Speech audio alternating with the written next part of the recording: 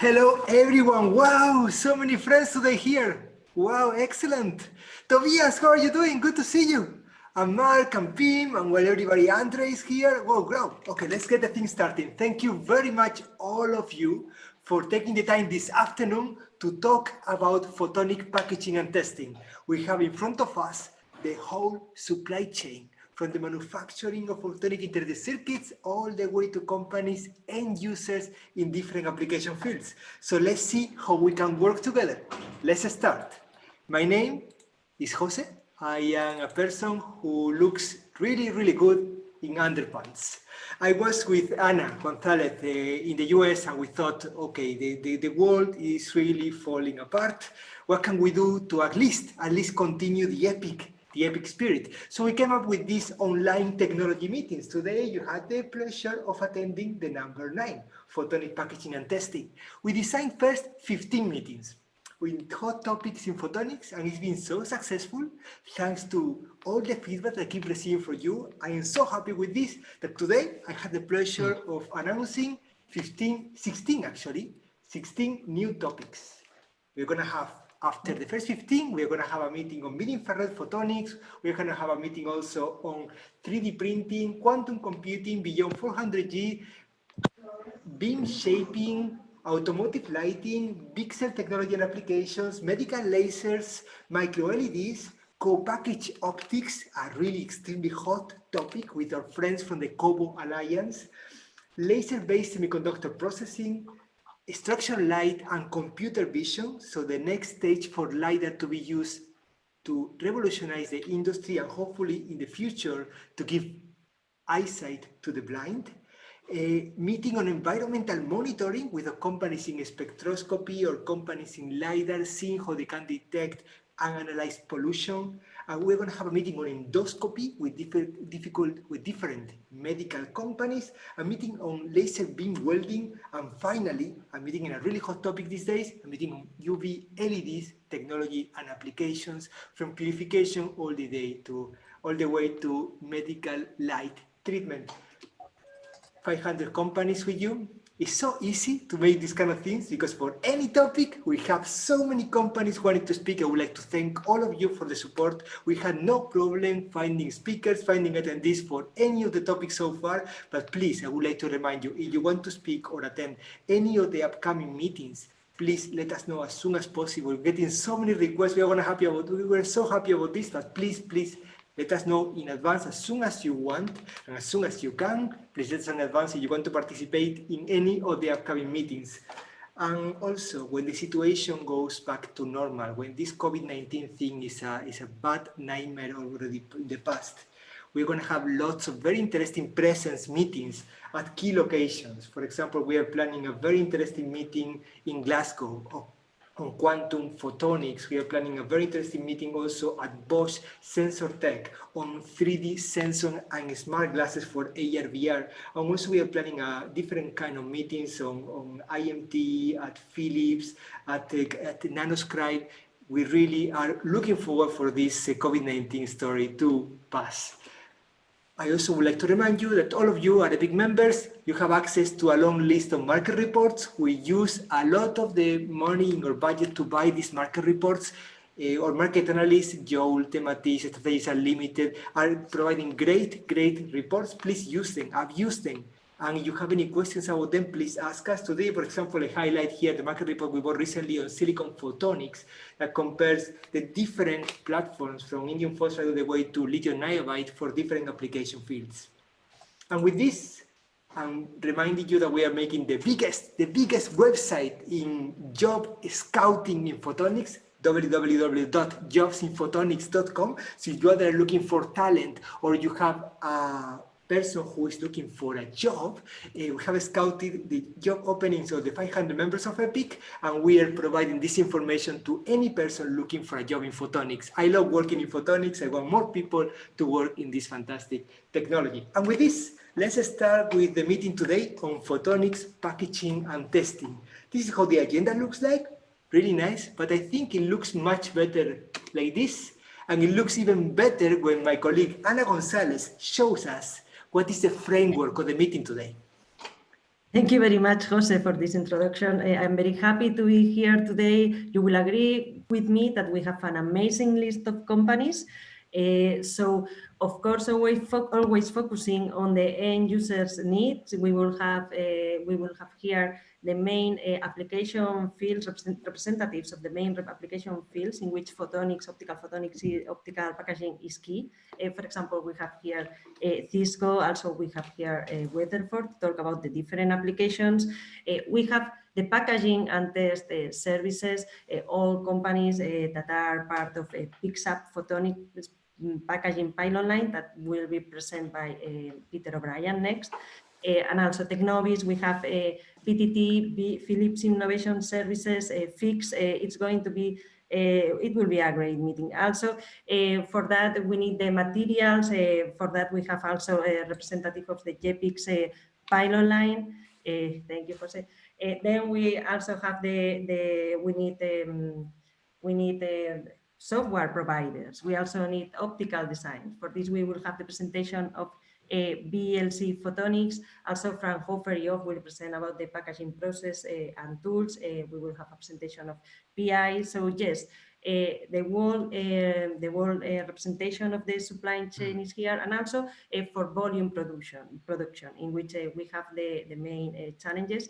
So yes, this is all from my side. Jose, did I forget something? Do you want Nothing, you were fantastic as usual. Gracias, muchas gracias, Ana.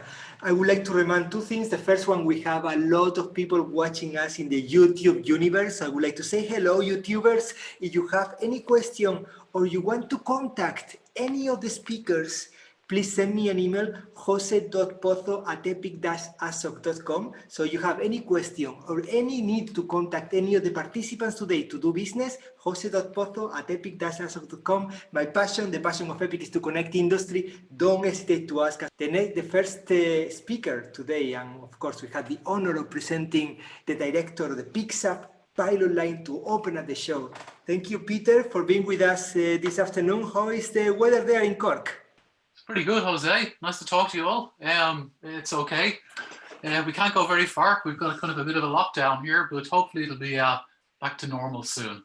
I'm sure you have a beautiful view from your house there. You have the garden and the kids playing. Things can be worse, right? Yeah, well, they were fighting a moment ago, but I told them to be quiet for the next couple of minutes. Fantastic. So, the floor is yours.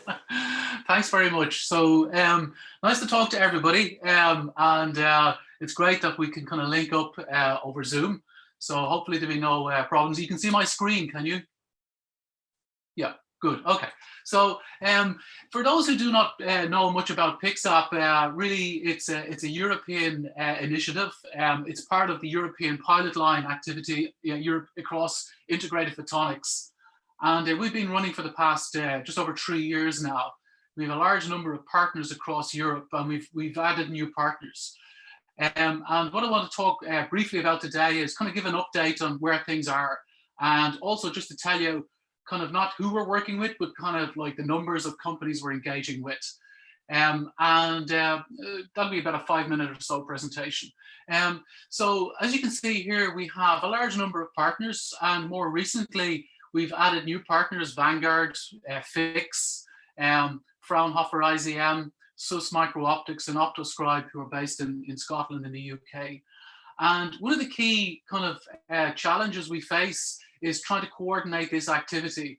But because the way things were structured, in Europe, it's quite fragmented, and packaging still is relatively, it's a growing industry in photonics, but relatively smaller size companies in Europe. We worked towards standards. So basically developing packaging standards and designs where we could kind of like work together, and we could transfer development projects to scale up to manufacturing. So essentially what we have is a number of industrial partners who would take on the transfer to larger volumes. And larger volumes are whatever you want them to be from an end user. So typically from hundreds and thousands of parts. And in some cases now we're working with companies who are looking at hundreds of thousands of parts per year. So it's starting to take off. You see a number of research partners here as well. So they're involved in development activities, but it's all towards standards. And we're not currently developing any new processes, although we're starting to feed those in. And basically it's coordinated here at Tyndall. So we've got an office, we call it the Gateway, and it's been very successful. So essentially companies come in, want projects, and we basically have a team here in Tyndall who will, from a technological point of view, work with them based on our standards. So we kind of advise them on what we offer. And then we've got a project management team who will build out a chart, build out a kind of a process or a project chart and a timeline. So the current projects typically range from, say, 4 to 6 to maybe 9 months long. And that would be maybe to develop up a process, a packaging process, and to evaluate it. And we have a number of projects which have moved beyond that to scale up. So we transferred them to our industrial partners. What you can see here is a selection of a menu, if you will, because it's quite complex. So we offer things like fiber packaging, micro-optics integration. We even do photonic wire bonding now with Vanguard. We have laser integration, hybrid laser integration, flip chip, wire bonding, and we can kind of develop those processes up, mix and match, if you will. And we can offer a variety of different, application areas like telecoms, biosensing, etc. Another challenge we've kind of started to address is when we kind of get projects coming in, obviously we want to look at the standard design phase, we move that to a prototype phase, and we've developed these kind of standard prototype kind of bench or open board solutions. And they're basically using our building blocks, those standard processes. And then what we do is we transfer those to standard package formats, and that will go to our industrial partners to scale up. So here you can see kind of a quick selection of actual assemblies. This is an assembly for a datacomms device. So all our partners are pretty much contributed to that. So we have interposers, RF and DC interposers. We do flip chip. We have ICs for amplifiers or modulator drivers. We have pluggable micro-optics for pluggable fiber connectors, hybrid laser integration, wire bonding, both ribbon and standard wire bonding. And we've got other processes that are not particularly included in this, like microfluidic integration. So that's a nice example of what we do. Where are we standing right now? So I mentioned our gateway, companies come in. So it's typically, we're getting better at kind of pushing this through the pipeline. So we've got about 140 validated inquiries. So these are inquiries where they know they want to work with us. We usually then engage with a meeting just to understand the needs at a high level. We formulate an NDA, and that could be not just with ourselves at the gateway, but our industrial partners who are going to help in that work. And then we have basically work towards what we call a statement of work, and that defines the contract. And as you can see, we've been running for about a year or so these industrial projects. We're running the project itself, PICSAP, for about 3 years. And we've got just over 20 projects, and it's growing. And some of these are quite sizable projects. So it's a European pilot line, but it's a global activity. So you can see the spread. So it's across the world, and it's across different application areas. So I think that's really it from my point. I know we're limited to 6 minutes. So Jose, I don't know if the people want to ask questions, or do we wait till later on? Hello, Peter. Thank you very much. Great presentation. I will moderate the questions for you, that I am very sure that there are going to be quite a lot. One thing, Peter, how do you see the future of the PICSAP pilot line? I mean, what kind of collaborations are you looking for after this funding period, and when PICSAP becomes a legal entity in the future? What kind of companies are you looking for collaboration? Okay, so one thing I want to make clear is that the idea of PICSAP as a pilot line, I don't have too much time to go into the details, but ultimately we're here to serve our customers and our industrial partners, especially in Europe. So the pilot line is not there to take away work from industrial partners. We want companies to join. Our job is to support them. So really, I mentioned about how we have our industrial partners, we transfer processes across to them. That's mainly our function. One of the things we want to do and go forward is we're bringing in new technologies. So you might look at what I present here and say, well, I know people who can do that. Yeah, but we're developing standards around that, and we're starting to make it globalize those standards. What we're working on next is wafer level packaging. So we're introducing more wafer level processes and things like MPW runs. So like a multi-project wafer run for packaging. So we want to develop that around wafer level processes. So the pilot line, that's the next phase. we're already sustainable. We've got enough income now to support our team in Tyndall, for example. So after 4 years, we will continue running.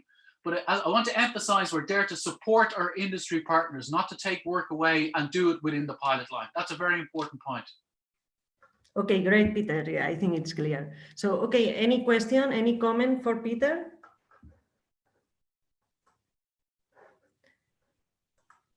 Okay, if not, I would like to, maybe this is moment to incorporate in the discussion one of our special guests today, Vipul from Cisco. Are you here? Okay, I'm going to mute. Maybe Anna, I do have a question if we if we have some time. Yeah. Tobias here from Aixemtec. So Peter, very nice presentation. So I understand that now PixApp is going to be a continued entity, and my question would be, how can we participate as an equipment supplier or machine tool supplier? Yes. So we have a process now in place. We've just it took a little bit of time. So currently the way it's all formulated with the European Commission. So we've had a number of partners join, and the way it currently runs within our program within the Commission, we have to run through this detailed engagement with the Commission. It takes a long time. Once we move beyond that and become our own independent entity, it's a much quicker process. So that will be happening in the next couple of months, and we want to grow that. So obviously it's not just the how can I say, the processes, but equipment and things like that are important as well. So we will be putting that in place once we move beyond the engagements with the Commission, because I think you understand, if have you worked in EU projects, that it takes a long time for partners to join through that mechanism. So once we become independent, we'll be able to expand that and do it much quicker. Excellent. Yeah, we'd be interested in getting more information on that. Sure. Thanks. Okay, excellent. So now, yes, Vipul from Cisco. So thank you very much for joining. I'm very, very happy that you can meet here all our supply chain in photonics in Europe. Please, could you tell us something about what are your interests for joining this meeting? What are, if you have any challenge in which we can help you in Cisco? Sure. So now, from Cisco point of view, you guys are aware we acquired Lightwire in 2012, and then we had Luxtera as part of us now, and we are in process of acquiring Acacia. It's not acquired yet. So Silicon Photonics is one of the very important area for Cisco, and in December 2019, Cisco management also made a presentation to Wall Street. And if you do search with the Silicon One strategy of Cisco, you will find a lot of information on that, in which optics is one of the very key area for us. So we always look for all technology and all potential solutions. One of the biggest challenge we, and I think the whole industry faces, is that the volumes are still pretty low, and hence supply chain is very, very fragmented, right? So we are looking for things that, reliable supply chain basically at the appropriate cost and at turnaround times. Okay, I think, well, this is what PixApp is focusing on in how to scale up a production. So maybe we can, I think there is room for collaboration here. Any more comment for Peter or for people? Can I just make a final point? So we're obviously European, but I like to stress the global engagement, and we are reaching out to organizations like Photonics and starting to work together on more standardization of processes and help to promote those both in Europe, in the US, and in Asia as well. So that's an important message. It's a European funded program, but it's a global activity. Okay, great, Peter. So are you also working with IMAC and IME and some of the other research institutes? Yes. Well, IMAC are involved in they're an active partner, and IME and AMF and other foundries as well. We're involved with those. Okay. Yeah. Okay. So if we don't have more questions or more comments for Peter, I think we can move forward in the program. So next speaker is Rocio Baños, a test manager at BLC Photonics. So Rocio, if you want, you can share your screen. I will mute, no? Cancel, yeah. Okay, now we can see the screen and we can... Okay. Okay, thank you. Hello, everyone. Yes, I'm Rocio Baños, and I'm the test manager of VLC Photonics. I would like to start the presentation with a short introduction to who we are. VLC Photonics was born in 2011 and is based in Valencia, Spain.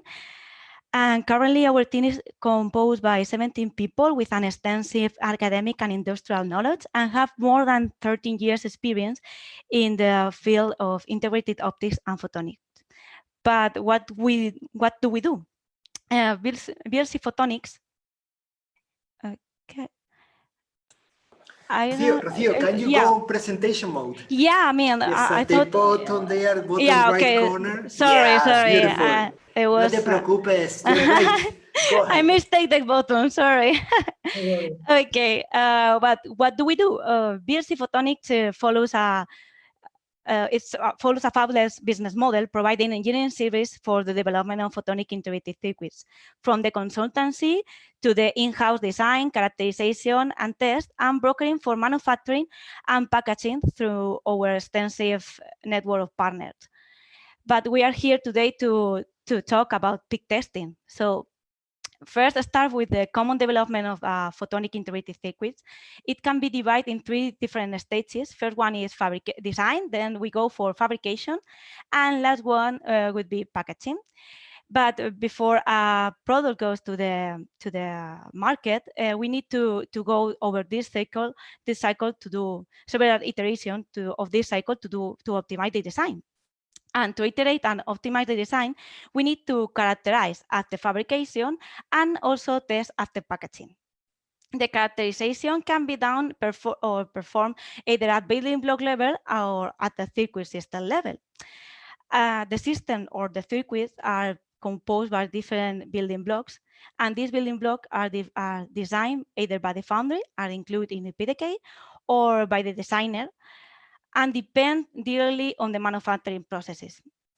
Since the photonic manufacturing processes are usually not fully stable and PDKs are not as mature as desired, building blocks need to be characterized at the fabrication.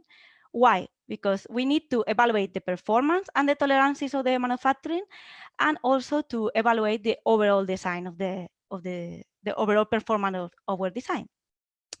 Moreover, the characterization allows us to define or to identify the best known good dyes to go later for packaging. And then we have identify these dyes, we can go for packaging and test our component or assembly. And at this point, if necessary, after evaluating all the results, if necessary, we should optimize the design by feeding all this information into the building block compact models. But okay, if we focus only in the component characterization stage, we can divide it in 2 levels. Let's say the wafer level or bar level testing characterization and the bare die level testing. The wafer bar level characterization is mostly done by the foundries to validate their wafer and building blocks, and tends to be or aims to be fully automated. It should be done on the test structure and are placed around the wafer, and it also includes optical and electrical measurements. But sometimes the optical measurement is quite complex because unless we have vertical rating couplers, we require another structure like mirror or detecting light on chip, etc. So that is one of the challenges for fully characterization at wafer level. On the other hand, we have the bare die level. This characterization is done mostly or by the end user or by a test partner. It's low automated and consists of the characterization of building block, but also at the circuit or system level. it includes not only optical and electrical measurement, but also we need to perform environmental and burn-in tests.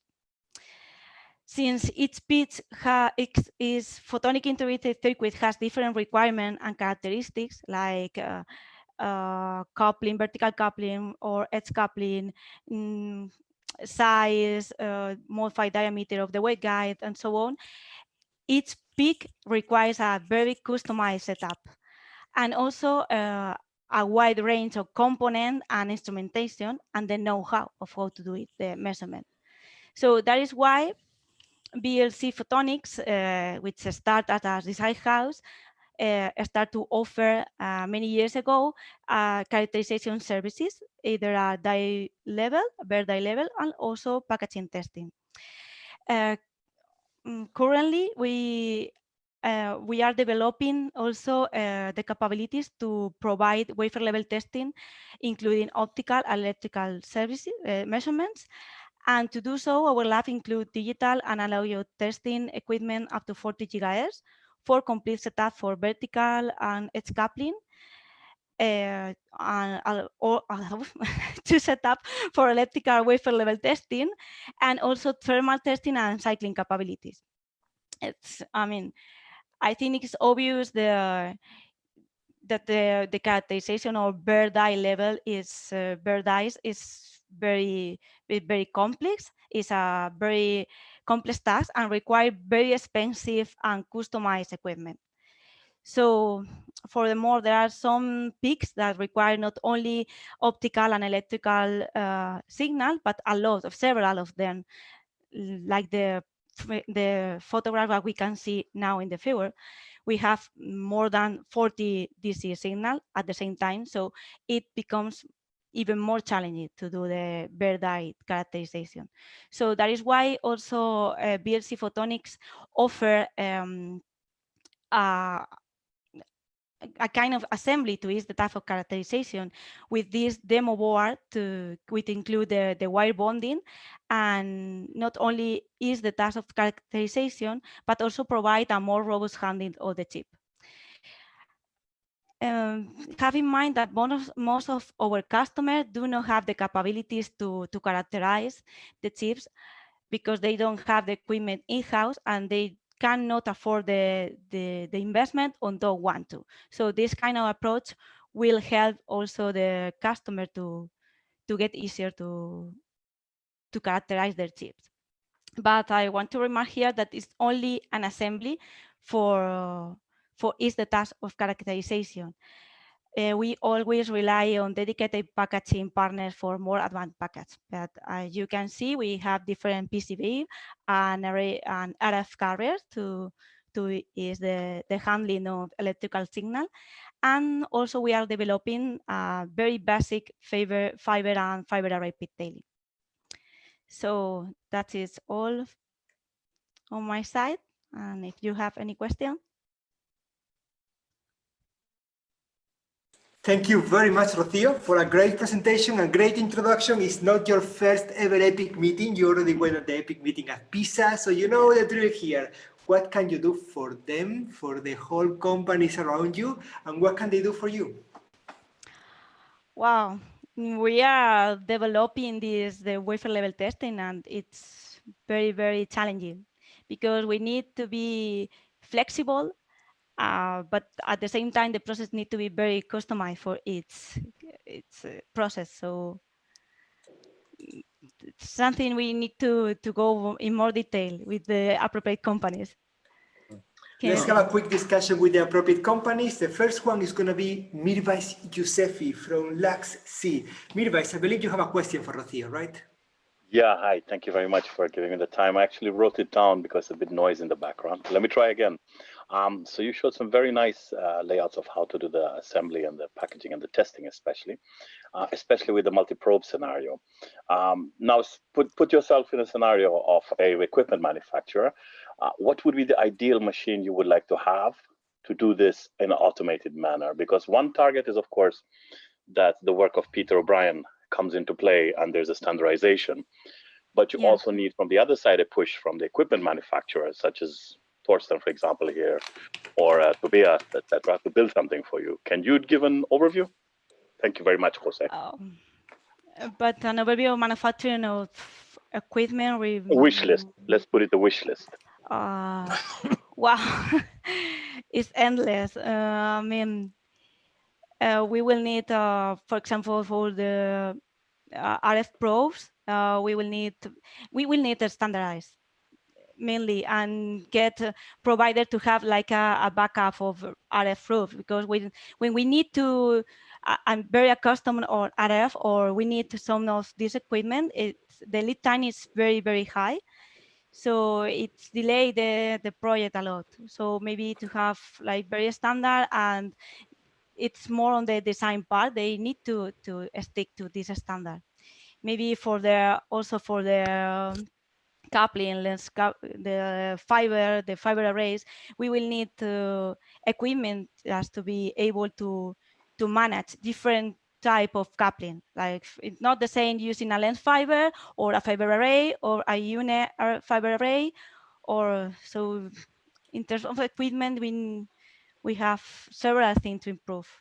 A big shopping list, and I think many companies who can satisfy the shopping list are here and also in the YouTube channel.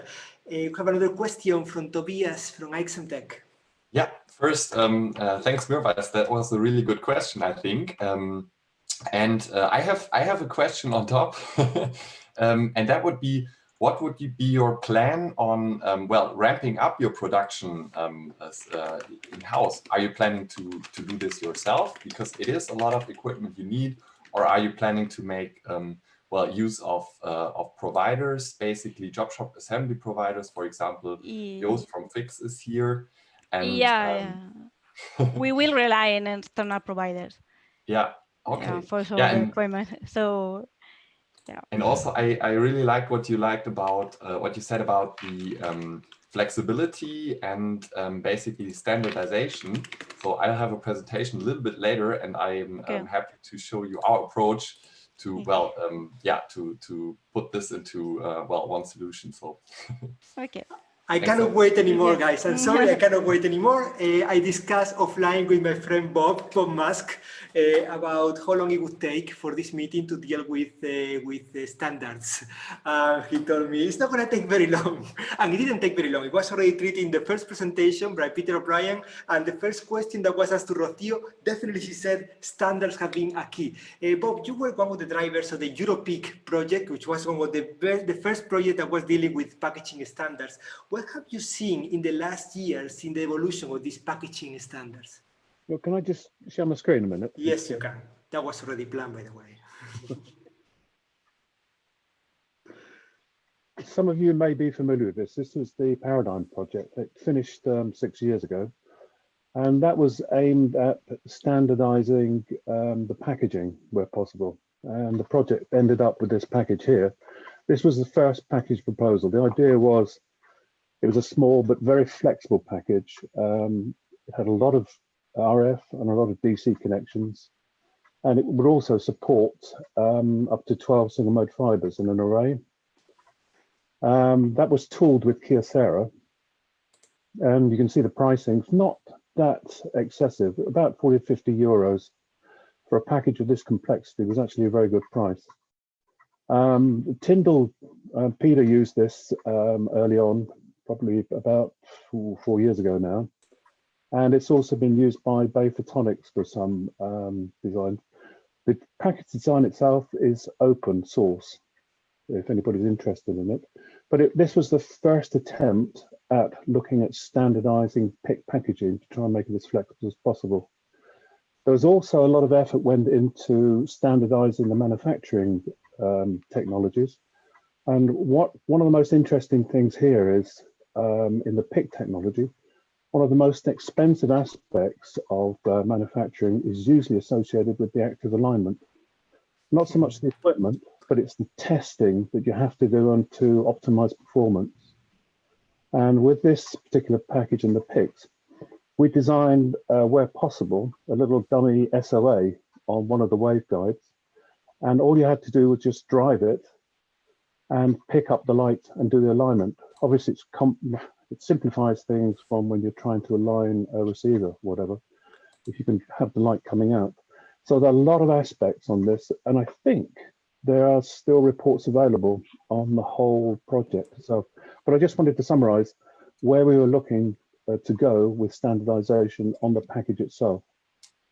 For me, what the Paradigm project made a difference with was the first time that, as you said very well, we were looking at active alignment as a not a limiting factor, but as an opportunity for designing the best possible packaging in certain production. And that's why, in my opinion, you have made the perfect introduction to the next company presenting. I had the honor of having, hello?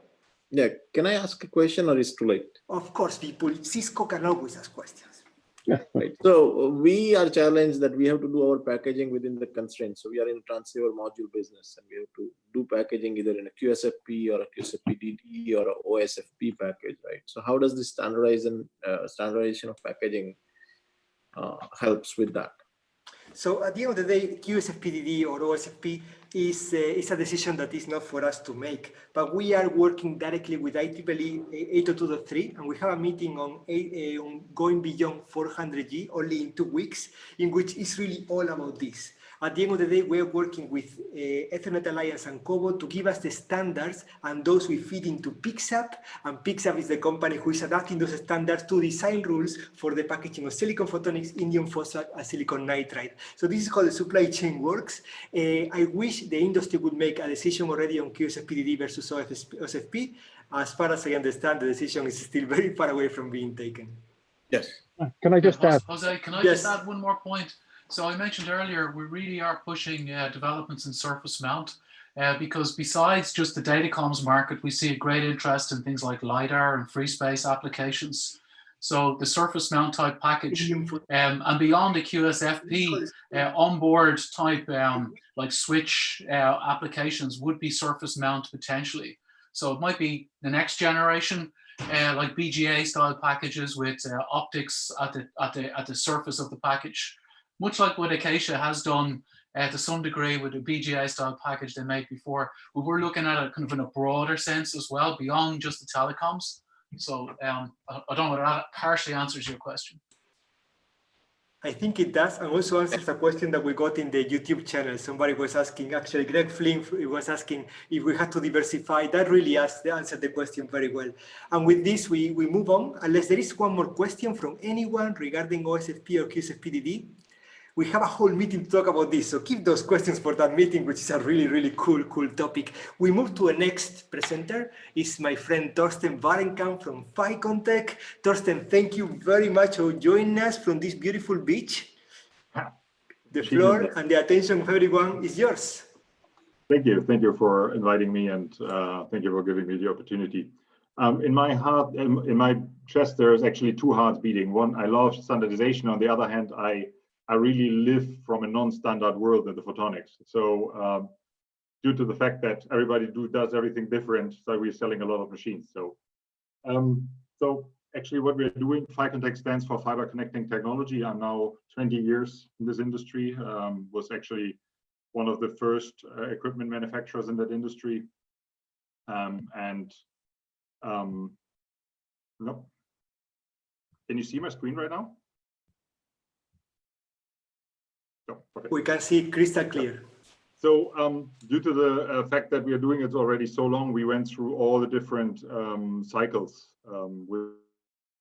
So we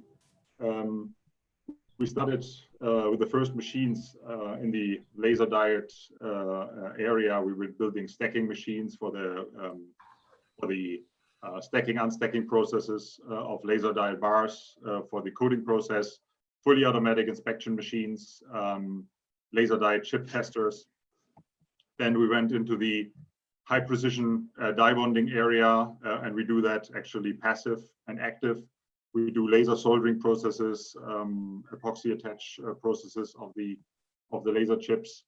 But the main areas we're active in is the active attachment and alignment of the lenses and very complex optical subassemblies, and the fiber array and fiber attach to processes. That's where the name originally comes from, Fiber Connecting Technologies. So This you can see in all different colors and ways how people do optics assembly.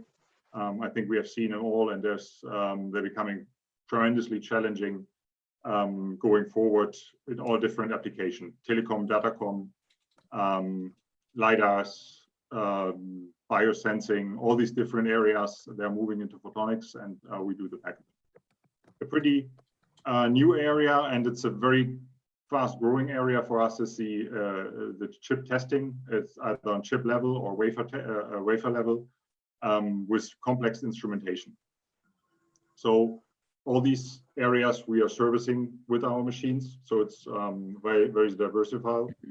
And the key point is really we build machines. So for us, is the machine always a physical manifestation of the process. So we are process experts, and we are helping our customers to bring in process into a machine.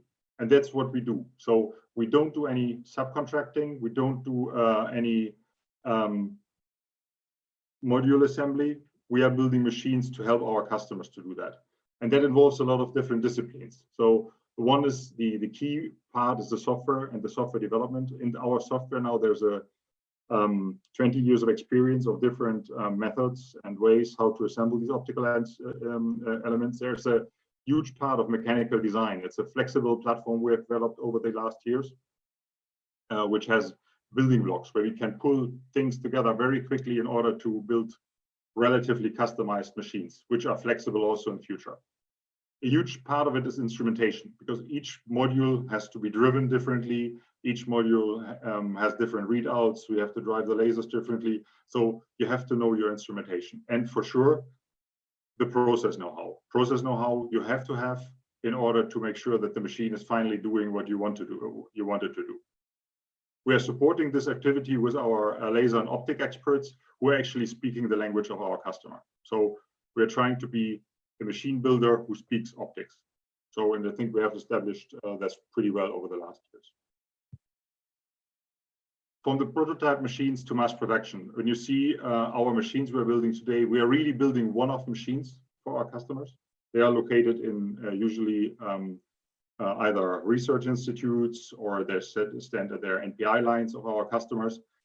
And then we scale up. Once we understand the process on one of the lab systems, we can easily scale to higher volume.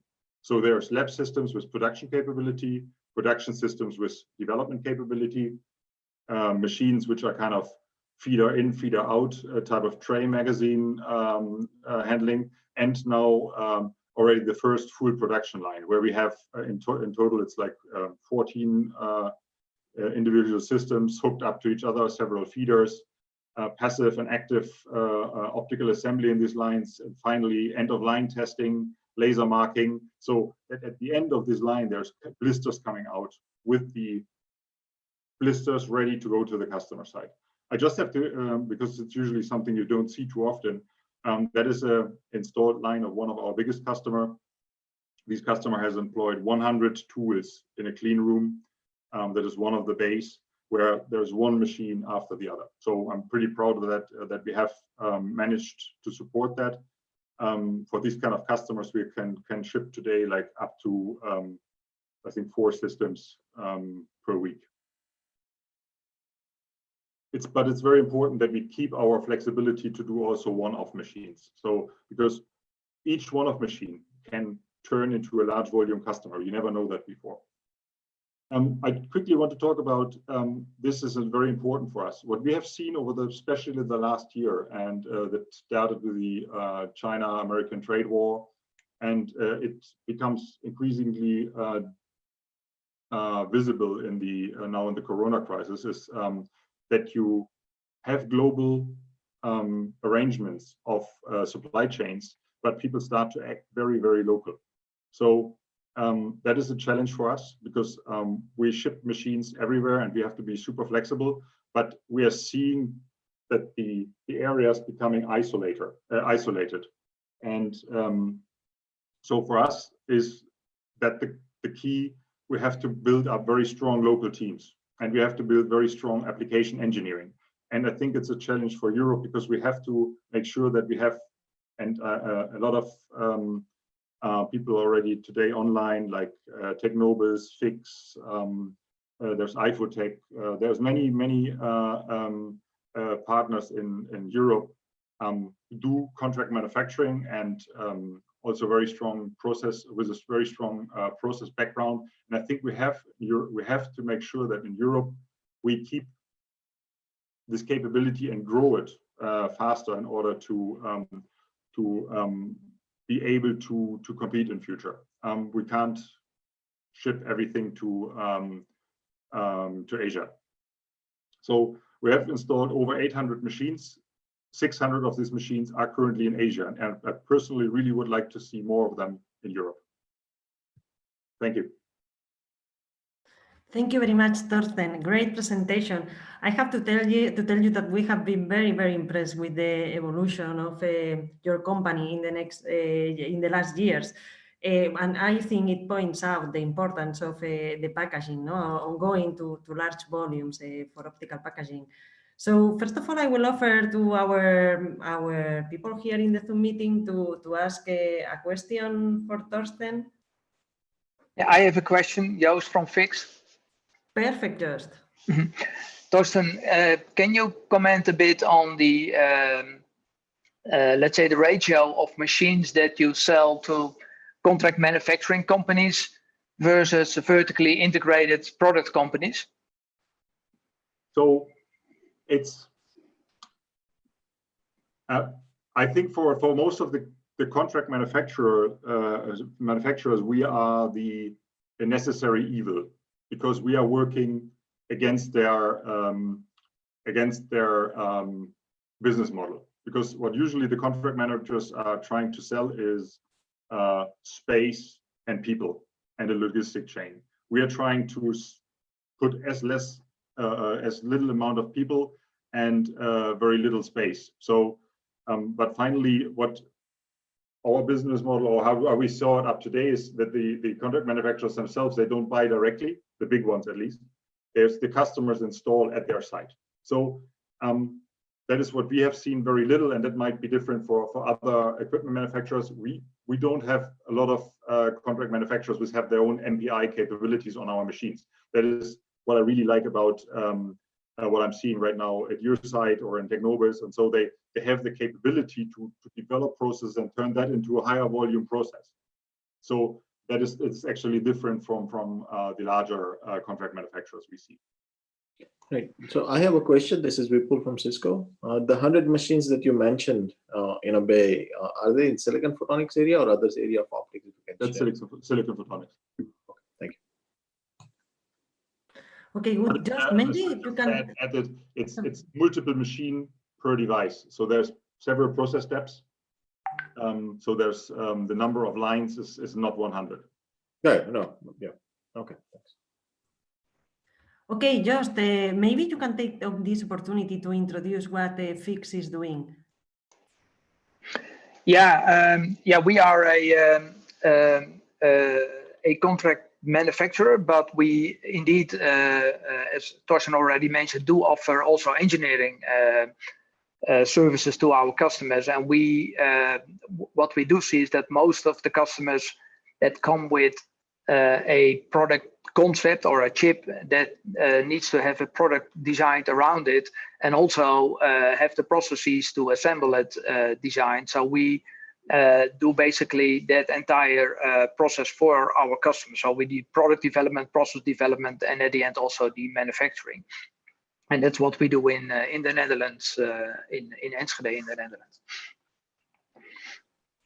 Okay, and now let's go all the way to Philips Innovation Services. Andrik, would you like to introduce what your company is doing in the field of packaging? Yes, hi, I'm Israelski from Philips Innovation Services. What we're doing, we're in principle helping our customers to scale from prototype to idea to market to production. And we are active in electronics, also MEMS manufacturing. We recently have more interest in photonics. So that's why we are here, because we're also looking at possibilities of packaging photonic circuits, and we are more focused on the process development. So that's also what Torsten mentions, that the engineering part of actually designing the production process, also a volume production, but that's also for the contract manufacturers. Okay, do we have more questions for Torsten? For any of the companies that have been introduced now? Okay, if not, okay, we are a lot of people here. Okay, if not, we are going to move forward in the program. So I'm going to introduce the next speaker, Tobias Gnausch, product manager at Jenoptik. What a great company. So Tobias, okay, if you can share your screen. So, okay. Okay, I'd like to speak about today about an optical solution for high volume testing of photonic integrated circuit on wafer level. So this solution we call UFO probe or UFO probe, and yeah, it stands for ultra fast optoelectronic probe card. And as mentioned in some talks before, we are addressing the high volume part of the wafer level testing. And this solution is yeah, started especially for photonic integrated circuits for transceiver. That's first application. And my colleague, Tim Lindsay, he talked about on Wednesday about our other production on micro lenses in the ICT market, and from this market we learned that there is a certain demand on testing, and so we looked into this market and saw that the current commercially available solutions are all fiber-based. They need active alignment, and all have separate electrical and optical probes. So mostly they use dedicated prober equipment. And if you're going to parallelize the measurement, it has only limited or sometimes no possibility to do that. So since we are new from this market, we had the luxury, I would say, to go back and look on it from scratch on, and we thought about an ideal solution and how this would look like, and we came up that in an ideal case it should work with plug and play ready with existing standard equipment, standard prober equipment, which is spread around the manufacturing floors in the fabs. Ideally, it would need no active alignment, and you should be able to parallelize the qualification in a kind of multi-dot regime. And on top of it, you should, the normal personnel that is using the standard IC equipment should work with this new optical solution as well. So no special or advanced training should be needed. So we looked into some possibilities and developed a solution. And here you see the first technical demonstrator. It is based on a standard prober interface. It's a Eurocard or Eurocard format. It has a monolithic optical module that's situated here in the center. And that's a glass-based optical module with passive optical circuitries and waveguide assembly. So the current prototype has 16 optical channels, IOs, and it is completely integrated into the probe card. You see here the cross-section on it. This probe card solution works currently with grating couplers, so we need vertical light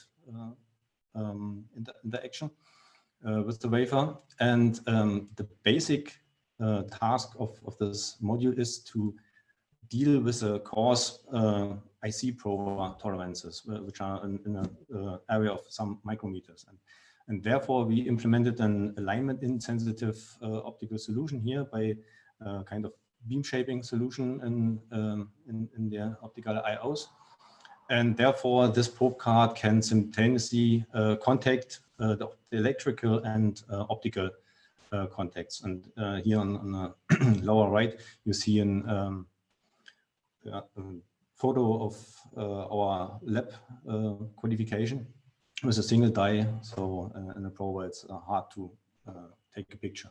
So what did we achieve by now? So we developed a scalable solution because these 16 channels is not the limit. So we can even go up to 150 millimeter diameter with a with a lot of more optical channels, and it's fully integrated.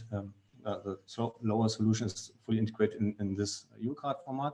We demonstrated it on the wafer level on an actual prober. So here together with HTT and ES test on an Accutech UF200R prober. That's this solution here. And we showed that this solution can work with a coarse power tolerances.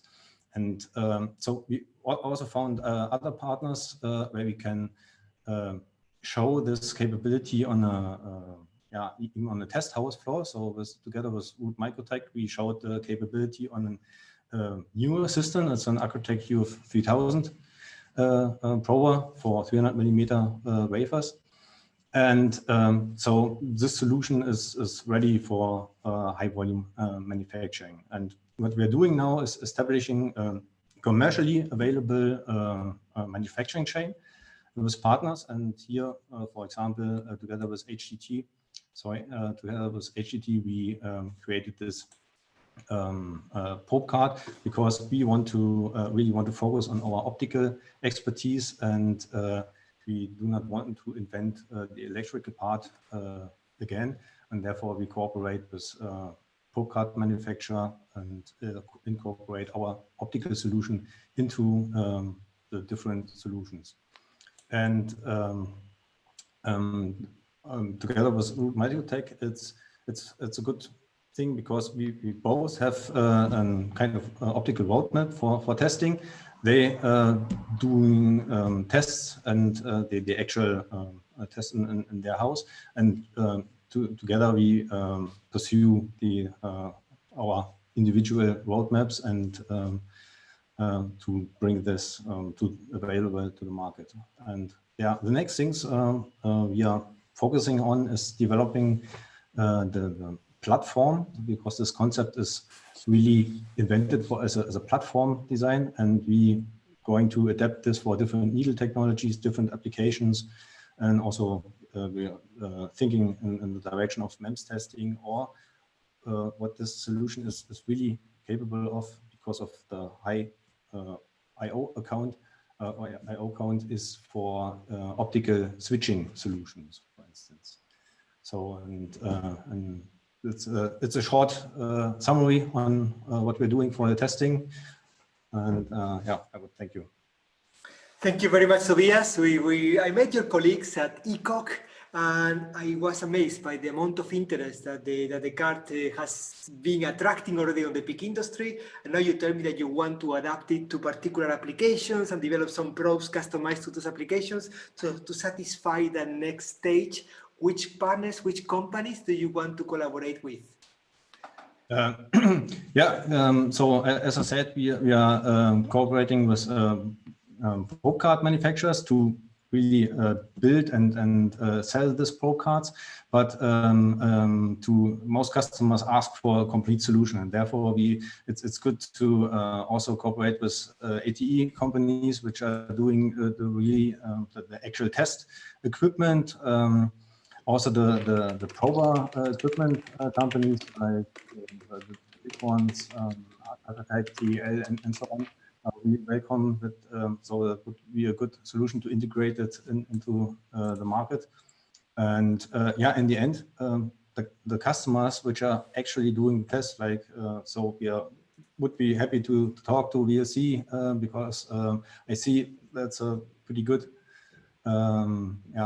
application what they're talking, and I see a good match here. For me, there is a company in Epic that has made me very excited about, because for many years we've been talking about packaging houses, but Rod Microtech, which was already collaborating with Jenoptik, is here today and they're offering testing services. I really want to know what you can do for all these people and what these people can do for you, Andre. Yeah, okay. Yeah, Jose. Thank you. We are a test house providing test solutions from wafer level test to final test of packaged devices. We're providing a lifetime tests that in given atmospheric conditions like temperature, humidity tests, stress tests, and that's atmospheric conditions. And of course, we are providing a failure analysis and technology analysis. So if a device is destroyed, the customer typically wants to know why it is destroyed. So this we are doing also. And to simplify the development of a ASIC wafer, we are providing supply chain management. So from the idea of a device that is to be built to the end product. And for some photonics devices, we are cooperating with Jenoptik to integrate this electro-optic probe card in a existing test environment. So we can go on with testing electro-optic devices. And normally, it's not only optics or not only electrics. Here it is electro-optics. So we need to have electric probes. We need to have optic probes. They need to be aligned. And this can be done in lab easily for 5 or 10 or 100 devices. But normally we are testing tens or hundred thousands of devices. So an active alignment costs time, and therefore it costs money for the customer. So for me, there is a company that needs to be talking to you quickly, because we have been talking about the challenge of ramping up into production and volume testing. And for that, do you know these guys that made these beautiful mugs? Dylan, what can you do for Rode Microtech? Hi, Andreas. Yeah, I think you're familiar with us. I know your colleague Godfred quite well. And we are we're the manufacturers of the volume burn-in and live test equipment. So we're testing at really volume at device level, and we always try to encourage a device manufacturer, someone using a laser in their application, to speak to us at that design phase of the chip. And, we're always happy to help in that way. We have been together with Pixar making a bit of studies of the cost of the packaging versus the cost of the testing, and we do realize that people really are underestimating the cost of the testing in the volume production. And I think there is something that we need to push a bit more. So the work of Jenoptik, Rode Microtech, and Yellow are great, but you need to work even more. You're doing a lot, but even more with companies like Aixemtec, like ficonTEC. I think they are looking for cooperations. I already see Torsten in the chat asking to cooperate on this. We need to find this stronger cooperation between the companies in the automation equipment like Finetech, like ficonTEC, and Aixemtec. The next speaker is from Aixemtec. He's a good friend of mine.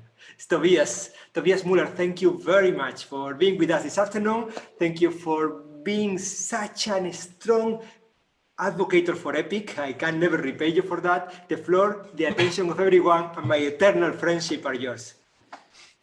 Thank you so much, Jose. And maybe I'm speaking for everyone here if I say thanks for organizing these events. They're really fantastic. And you're making life a little bit easier during the Corona crisis and giving our brain a little bit food.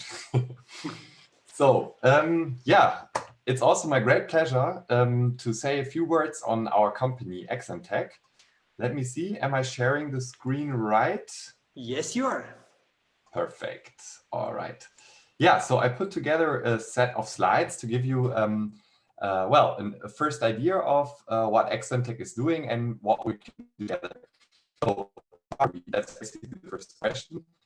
We're a company from Aachen focusing on assembly equipment, assembly and testing machines and services. So our technological excellence mainly goes back to our flexible precision assembly machine platform, which we started to develop from scratch basically about a little more than 5 years ago. And our mission, as we understand it, is to enhance and accelerate our customers' R&D and production. From our perspective, our USPs are firstly a highly flexible machine platform and our intelligent software, which is basically our enabler. That will make it open access. So our customers, they can teams use any high programming languages to develop the processes, and also of machines and services. Okay, and well, basically what would be our customers' benefits? Ideally a short time to market with reduced or minimal technical and financial risk.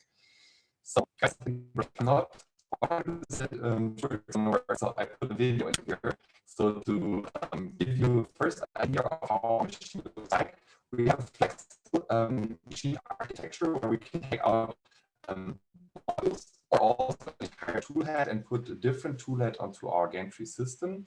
And yeah, we can implement all kinds of different tools, like for example, precision dispensers for yeah, super precise dispensing routines, micro-optics handling. And what we have to build ourselves, we do. What we can buy from stock, of course, we buy from suppliers. So in order not to waste too much of my precious time, I would like to show you a little overview of the modules that we have. So basically we have this machine platform where we can put in different process plates, different tool heads, and also reconfigure it within short time. And that's very valuable in two special scenarios. Firstly, for ourselves, if we ramp up new processes at our premises, or of course for R&D labs and institutions where one machine can do different jobs like fiber assembly for PM fibers or optics assembly, basically for all kinds of systems like laser, projecting, imaging systems, and so on. Yeah, and so what we're trying to do is also to serve R&D and production in an efficient way. We do have a machine version for R&D where we really pay attention to the flexibility, high configurability, quick exchange of tools. And we also do have a production line, which is more cost effective. So we leave out the parts which, well, are not used for or not necessary in a production environment. But yet we keep the last interface to the components, for example, the grippers or the fixtures, that can be exchanged to reconfigure the production machines to serve a high mix production too. Yeah, and down here you see a list of basically our ambitions to refine basically our customer value. So we try to have cost-effective solutions. We are very open to do individual solutions. Yeah, and basically another point, what we're looking for is basically to provide short development cycles and quick replication of these production machines. Okay, now I want to give you a brief overview of all the markets we are already serving as a pretty young company, started in 2016. Well, our first machine was launched in consumer electronics back in 2015, actually before the company was founded. Then laser assemblies, so fast access collimators, that's the core market where we started our activities. Photonic integrated circuits started in 2018, imaging system also 2018. Automotive applications, LiDAR systems, been 2019 activity. And maybe I want to say a few words on that system, and that outlines basically how agile we are. So that LiDAR project, we built a machine that can assemble solid state LiDAR systems and works actually really well. And it was only 6 months after first contact that we developed new tools. So we proved in our lab the feasibility of a new metrology setup.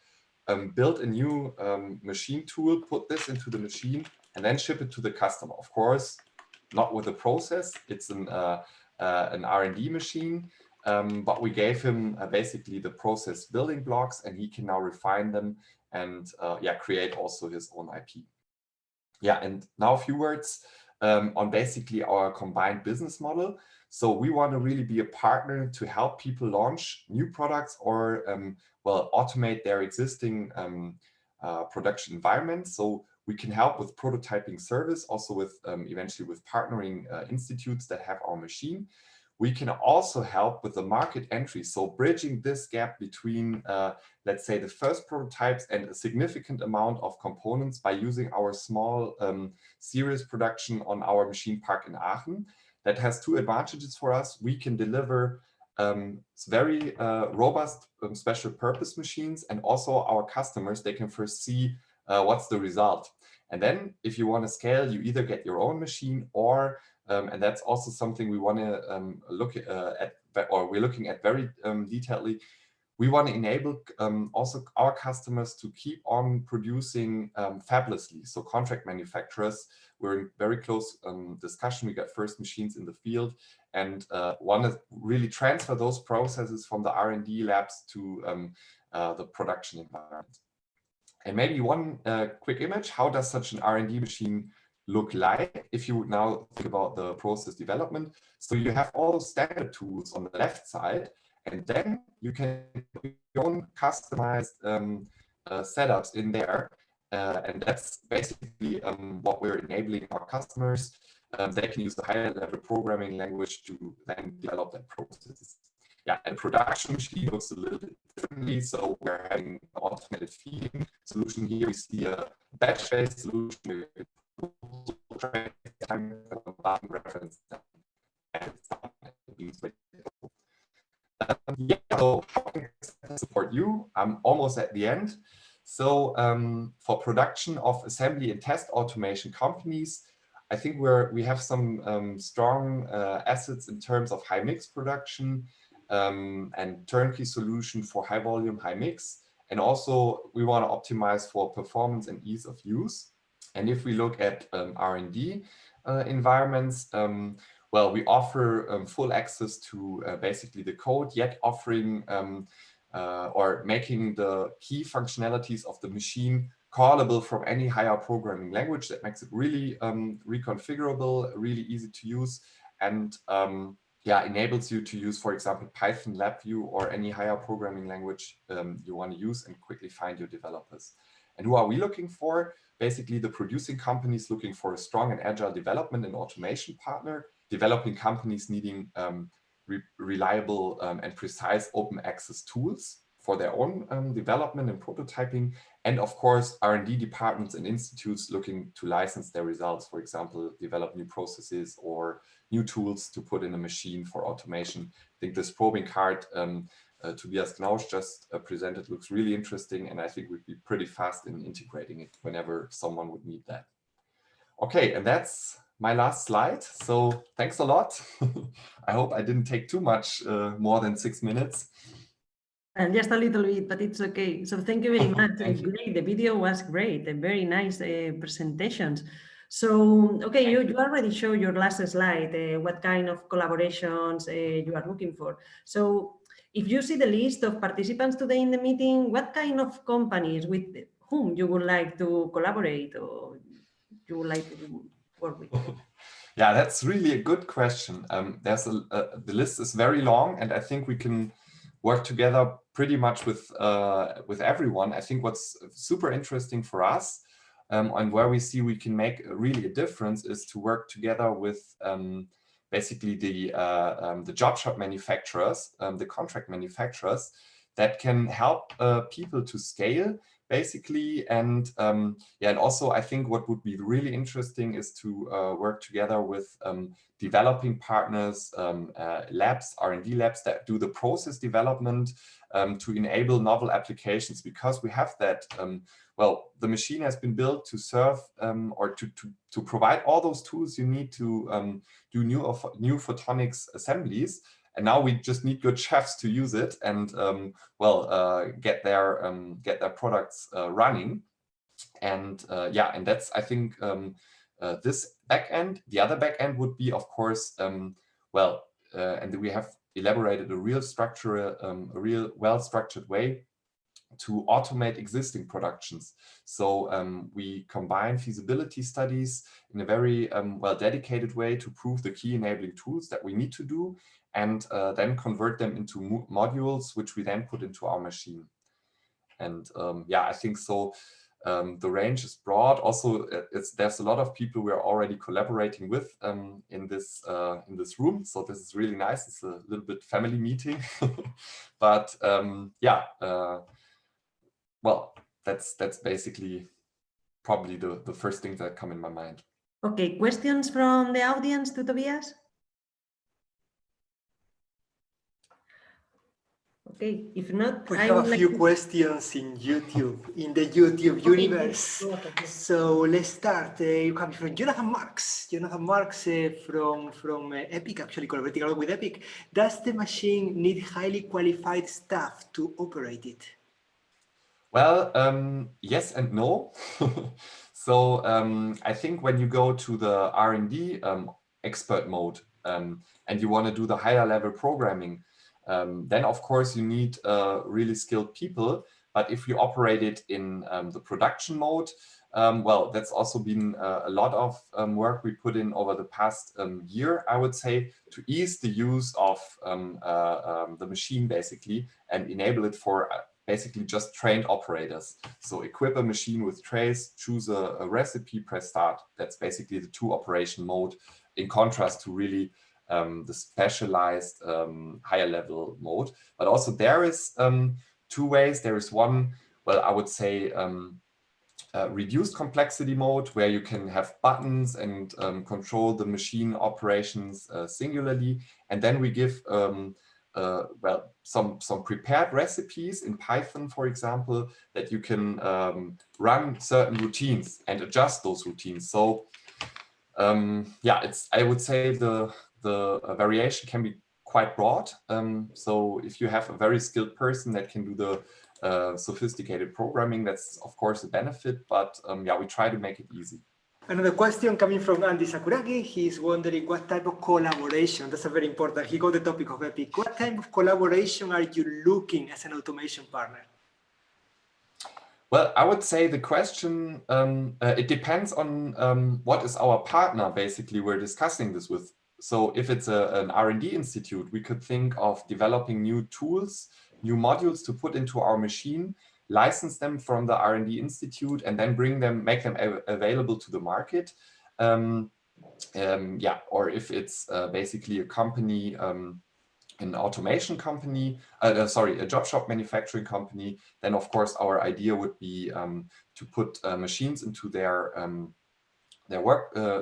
shop floor, to then, well, maybe show the feasibility on our side, make the process development maybe at a third-party side. So some components that some companies that really focus on this process development, and then transfer it to well, to the volume production facilities. For now, we do the process developing for ourselves, but we really see, and we're absolutely open to that, to train the companies that buy our machines. We sometimes have them 2 months in our premises, and then we train them on site. They can start operating the machine in our machine hall, and then they go out. Dick Deman from AAE is looking forward to collaborate with you. He's also collaborating with many equipment manufacturers, so good. But I have another question in general, not just for you, but for everyone. But I'm going to point at Pim Kat because I think he has the answer. We have Jacques Hassler from the Swiss Center of Electronics and Microelectronics, a good guy. Hi, Jacques. He's wondering about vacuum hermetic packaging. Is there solutions offering vacuum hermetic packaging? Yes, Jose, there are. Typically, we are in the field of semi-hermetic and hermetically packaging. And hermetic packages is mostly used in space applications. So it's low quantities, but there are possibilities to do a complete hermetic sealed package. So you have worked also a lot in the automotive, in the aerospace. You think that hermetic is only for space? No. No, let me phrase it like this. The real applications that are out there are in space, but we are working on semi-hermetic and hermetic packages for the other markets. And every market has its own limits and its own qualification for hermetic packages. So it differs a little from market to market. Automotive is different from space, for instance. The beautiful part of this meeting is that we have the whole supply chain here, and we also have Ian Mackenzie from the European Space Agency. I don't know if you can hear me well. Ian, how are you doing today? I think he's, yes, Hi, Ian. I'm fine, Ian. I'm fine. Ian and me are in the same village in the Netherlands, in Noordwijk. Ian, we have been discussing in the past quite a lot about the need for hermetic packaging in space applications. Is there anything you can provide to the whole supply chain of photonic integrated circuit packaging today on the need of space when it comes to packaging solutions? Look, I mean, today we're interested to understand whether we do indeed need hermetic packaged components, or whether we can exist with non-hermetically packaged components, because this can reduce the cost tremendously, and we're interested in cost reduction as well. So there's an interest to try and understand whether we really do need these hermetic packaged components. Yeah, at the end of the day, we are pushing the new space, which is to try to approach the feeling of using technology from down under all the way up there. And for that, we have a whole separate online technology meeting on photonics for new space, in which we're going to deal also with the hermetic packaging. We have a question from Georg from Bay Photonics. Glenn, how are you doing? Glenn, can you hear me? Hi, Jose. Sorry, I had to unmute. No problem. Yeah, great. Yeah, I'm doing well, thanks. I was just wanted to point out there that Bay Photonics have a hermetic vacuum packaging solution which has been developed for cryogenic quantum devices, but is obviously equally applicable to any space or other special solutions. I think, as has been mentioned, it's not a general high volume solution, but for specialist applications, it's very applicable. When you talk about quantum devices, talk about quantum clocks, quantum sensors, and you think about this as being a small volume, but we had a meeting, actually one of the first online technology meetings was on quantum sensors. I had companies like PLX talking about the volumes that they are demanding, and these are very, very high volumes. Do you have the supply chain to ramp up the hermetic packaging? Yes, the package has been, the packaging solution is being devised as part of an Innovate UK funded program, which is aiming to provide commercialization of quantum devices. Therefore, it's been devised with scalability in mind. And that was Glenn Georg from Bay Photonics, an awesome company, always looking for collaboration. So you're looking for an ideal packaging partner on high-end solutions. That's the way to go, Bay Photonics. Glenn, thank you very much for being with us this afternoon. And we move ahead with the program. The next person, all the way from Berlin, a personal friend, Hermann Moos. Hermann, how are you doing today? I'm doing very good. What about you? I'm doing great. When I see you smiling like that, I'm feeling even better. Hermann, the floor and the attention of everyone is yours. Okay, I hope I don't screw it up here. You will not. You would never. Okay, I hope everybody can see it now. So, hello everybody, and Jose and Anna, thank you very much for the invitation and organizing this very interesting online meeting. So we can start here if this works. Maybe it lets me do. Okay, here we go. Okay, I think most of you probably already know our company Finetech. For those who do not know us yet, actually, we are a German company. We are based in Berlin. We were founded 28 years ago in 1992. Basically, it's a story like a typical Silicon Valley story. Actually, we started not in a garage, but in an apartment. Today, we have about 200 employees worldwide, 6 subsidiaries on 3 continents. Our business is, as you already saw or probably can see, we are developing and producing advanced microassembly systems, mainly submicron bonding systems for photonics packaging, as well as advanced rework system for high-end applications such as, for example, a mini LED, which is currently a very hot topic these days. So far, we have shipped and installed about 3,200 systems worldwide in over 40 different countries. And from our product range, when we're talking about microassembly, this is what you can see here. We have it from what I would say total manual system up to a high volume production system, which is fully automatic, of course. As you can see, the placement accuracy is in accordance with what the photonics industry typically wants, usually 0.5 micrometer or even better. The systems are available, as I said, as a total manual system, which you would see here on the left side, which is a Lambda, which is our entry-level model. So this is very interesting for companies that are involved in R&D or startups that have to make their own demonstrators at the very beginning. The next system then would be already the Sigma. This is what I would say a semi-automatic system, as it already has a vision system. So the operator can train the vision system. And then the vision system is guiding the operator to the place positions with little smileys. Then the next system, which is already for prototype to production or small volume production, would be the Femto2 with a placement accuracy of 0.3 micrometer. You can pick and place dies from waffle packs, gel packs, wafers, and it has multi-chip capabilities. Offers all the technologies you can imagine, and for higher volume production, it is one of our latest models. It's the Photonics 6003, which has a pick and place accuracy of 3 micrometer.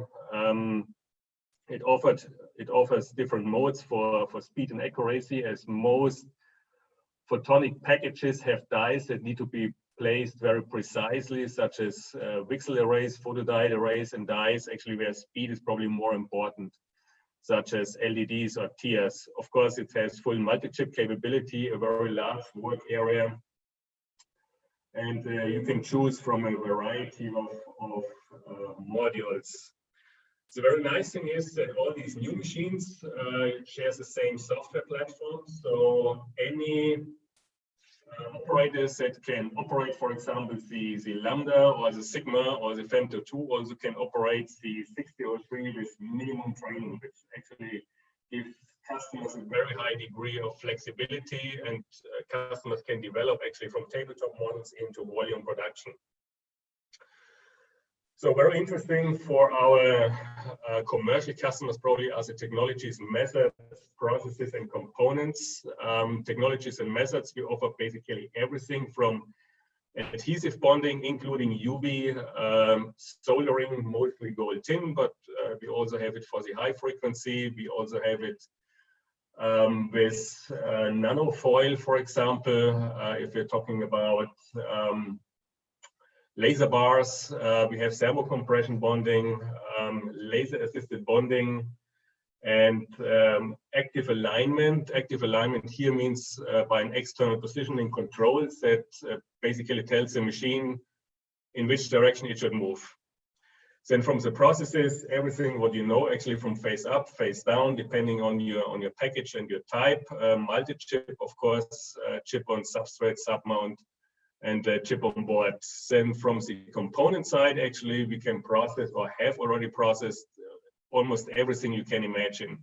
So from the smallest pixel, single placed relative to each other, to large arrays, also more exotic components like Higgsels or Liesels. We also are very good when it comes to place lenses, but not with active alignment, but with passive alignment. So I prepared a short video clip, and I hope that this works. This is what you can see here. So, and now it lets me down. Very good. This is what I was expecting. So let me see, but not hoping for. So let's make it this way. I hope you can see that. So here you are recognizing the lens, the eyes of the lens, basically. I think we cannot see it. You cannot see it. Oh, that's not very good. Let me see. Actually, I should be able to see that now. You may need to change the sharing screen. I'm currently trying to do that.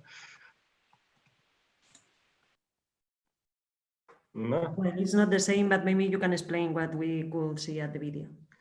Well, basically, the video, I can probably share it in a different way later on. Shows how to pick up to look at the lens me see. To recognize the eyes within the lens. So let me see. Can you see it now? Not me, no. I'm afraid not. No, this is recommendation. Stop sharing screen, reshoot screen. That's very. That's what I meant. I hope I don't screw it up. Okay, let me try to fix it and probably show it to you later. Basically, it shows how to recognize the eyes of the lens and then to, so now you should see my screen again, I hope so. How the system is recognizing actually the VCSEL and photodiode bars, dispensing the UV epoxy, adjusting the lens accordingly and place it in the UV epoxy, and finally switches on the UV light to cure the adhesive. The advantage which we can offer here is actually a very precise leveling, so the best coplanarity in the sub-micrometer range. The repeatability is about 16 nanometers, this high reproducibility. We are getting a gap control for a perfect focal distance and bond line thickness, and we have a very sensitive bond force control. So it starts with very minimum bond force and can go up very high. So, everybody can see the screen again? Yes. Okay, good. So the basic question which Jose is always asking, what we can do for you, what you can do for us. Basically, what we can do for you is we can bond your samples. Very often startups have to show some demonstrators to their investors, but they don't have the funds at the beginning to buy the equipment, so we can do that for them. Of course, we also can bond samples for customers, or we're bonding samples for customers that are very interested in buying the equipment. It says neue Freigabe. No. Wait a second. So. Yes, great. Okay. Now you can see it, huh? Mm-hmm. Okay, I'm sorry, this somehow didn't work as I wanted. So here you can see actually the recognition of VCSEL and PD array, adjusting the lens on the bond tool accordingly, or actually in this case, we are adjusting the table to place the lens, switch on your UV light to cure the adhesive. And after minimum time actually, which is determined by the adhesive, it's done. Okay, so let me switch back to what we can do for you. Oops.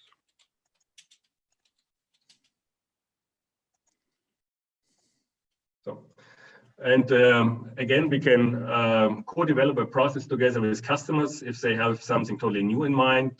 And we also offer to produce small lots of devices in our own clean rooms on our demo equipment. So next to our die attach and micro assembly systems, we also have a wire bonder, a manual wire bonder, I have to say, ball bonder, and a shear force tester. So we can basically make a basic assembly of photonic components from start to end. What you can do for us, please get us involved at an early stage if you want to work with us. It is very helpful if we team up as early as possible, because if you develop your component over, say, 1 or 2 years or even longer than that, and you come to us and say, hey, can you offer us an equipment? Probably you have to say, yeah, okay, can you come back, I don't know, several months or probably even years later. So it's better to develop that hand in hand. The same actually is also when it comes to process developments, which you want us to do for you. And of course, very much welcome to come to us if you're looking for a tailor-made solution, basically something that you cannot find anywhere else in the market. So that's basically the end of my presentation. I'm very sorry that I screwed up this a little bit in the middle. It didn't work as it was supposed to be. Perfect. The video was great. Thank you very much for a nice presentation, Hermann. Okay, so then from the companies that are now in this Zoom room, what are the group of companies with which you would like to work with? I wouldn't say I want to address it to a special group. Of course, we a little bit hesitating to work with competitors, but everybody who is interested and who wants to build photonic components is very welcome to talk with us. Okay, yes, we have a question here in the chat from Georg from Nanoscribe. Georg, maybe you want to ask directly? Yes. Yes, hello, Mr. Moos. Hello. My main question is, you have shown different alignment precisions. So I suppose that with the alignment and its active alignment, that there's also a time related to this. Well, the active alignment, as I said, this is using an outside control. We don't have it within our machine. Okay. In this case, the outside controller is telling our machine where it wants a bond head, or in this case, a table to move. For the passive alignment, it is very fast, as you could see. The video was taken actually with some dummy material, as we cannot show customer material. But the timing actually is the same. So long as it's basically to snap cure the adhesive, to recognize the lens, to adjust the VCSEL and photodiode to the lens, because we have a moving table, not a moving head, is a matter of, well, it doesn't take much longer than 1 or 2 seconds at most. It also depends on how many channels you have. You can wait, for example, if you want to have more emphasis on the VCSELs, you can do that by, for example, recognizing 2 or 4 eyes, whereas on the photodiode side, maybe only 1 or 2. So it's up to you what you want to do with it. You are free to program that. Okay, thanks. Okay, thank you very much. And maybe now is a good moment talking about optical alignment to introduce one of the attendees here, Carlos from Icon Photonics. Maybe it's a good moment for you to introduce yourself and what your company is doing. Yes, thank you, Anna, and thank you all for the nice, interesting talks. We are a spin-off company, startup company in Paris, east of Paris, in France, and we do monolithic integrated micro optics, also to help the fiber coupling issues. Our vision is to bring somehow optics directly to the aperture level of the chip, such as VCSELs or detectors, and somehow provide a vertical taper waveguide on the top of these devices in order to do 2 things. One is to allow to shrink down active areas on the detection side, to make it high-speed devices without losing the tolerance that we need for the fiber coupling. So I think it can become somehow complementary solution to these nice equipments and nice tools that we are discussing right now. Okay, thank you very much, Carlos. And also, I told you that we had here a very nice representation of the supply chain. And regarding foundries, I would like now Michael from Aixemtec from Switzerland. Michael, would you like to explain what is Aixemtec doing? Yeah, at Aixemtec we are a manufacturing partner to manufacture photonic integrated circuits based on silicon nitride material, and as this material itself is a passive platform, we're also highly interested in optical packaging, especially in hybrid integration. Like how can we combine the very good performances of a passive platform with active elements, and we do have components in our platform that make that easier. For example, bonding windows or spot size converters at the edge of the chip. But in the end, we always need partners who package the chips in the end for the customer. Okay, thank you, Michael. So, okay, plenty of potential collaborations here. Let's move in the program. So I would like to announce the next speaker, Georg, from First Sensor. Hello. Okay, so Georg, if you can share your screen. Yep. I disconnected all the other screens, so hopefully everything checks out in this case. Okay, and now if you can put the presentation mode. Yeah, let me know if you see everything. Yes, perfect. Okay, perfect. So thank you all for the invitation, obviously. So I'm Georg Hegewald from First Sensor, a German company. Just a brief overview. Our headquarters are in Berlin. We're having close to 1,000 employees. What our colleagues in Berlin are doing is they have a semiconductor wafer fab for photodiodes and pressure sensors. And where I'm speaking from is the packaging site in Dresden, where we focus on packaging of image sensors as one part of our business. And therefore, we're operating in the clean room. We're having customers from all over the world. We're collaborating with our regional teams in order to be as close as we can to our customers. Our focus markets are industrial, automotive, and medical. And then on the other side, as what First Sensor offers as customer-specific or off-the-shelf products, is pressure sensors, flow sensors, inertial sensors, and various optical sensors. We're quite strong in automotive LiDAR applications with our own receivers, which can be tailor-made for customer-specific applications. So to focus on what do we do here in Dresden, everything we do is well, focused on the customer. We're offering 4 core technologies. It starts with dicing the wafer, which comes from the customer or sometimes from First Sensor itself. There we go from 2-inch wafer dicing up to 12-inch wafer dicing. We have a special cleaning process in the equipment to make sure that there's always residue, and when you want to take your wafer out of the wafer dicing, you want to make sure that it remains clean so you don't have debris coming through the process and eventually hindering then the performance, or you have a drop in yield. Once the wafer's been diced and inspected, we go forward to die bonding, which we do on various forms. So it can be in ceramic packages, it can be on organic FF4 materials, sometimes metal. It depends on the customer requirements. This is done in cleaning class 100 for the ceramics, cleaning class 1000 for the FF4 material. So we like to keep this separate in order to avoid cross-contamination from the material itself. What can we do really well is our die placement accuracy is pretty good.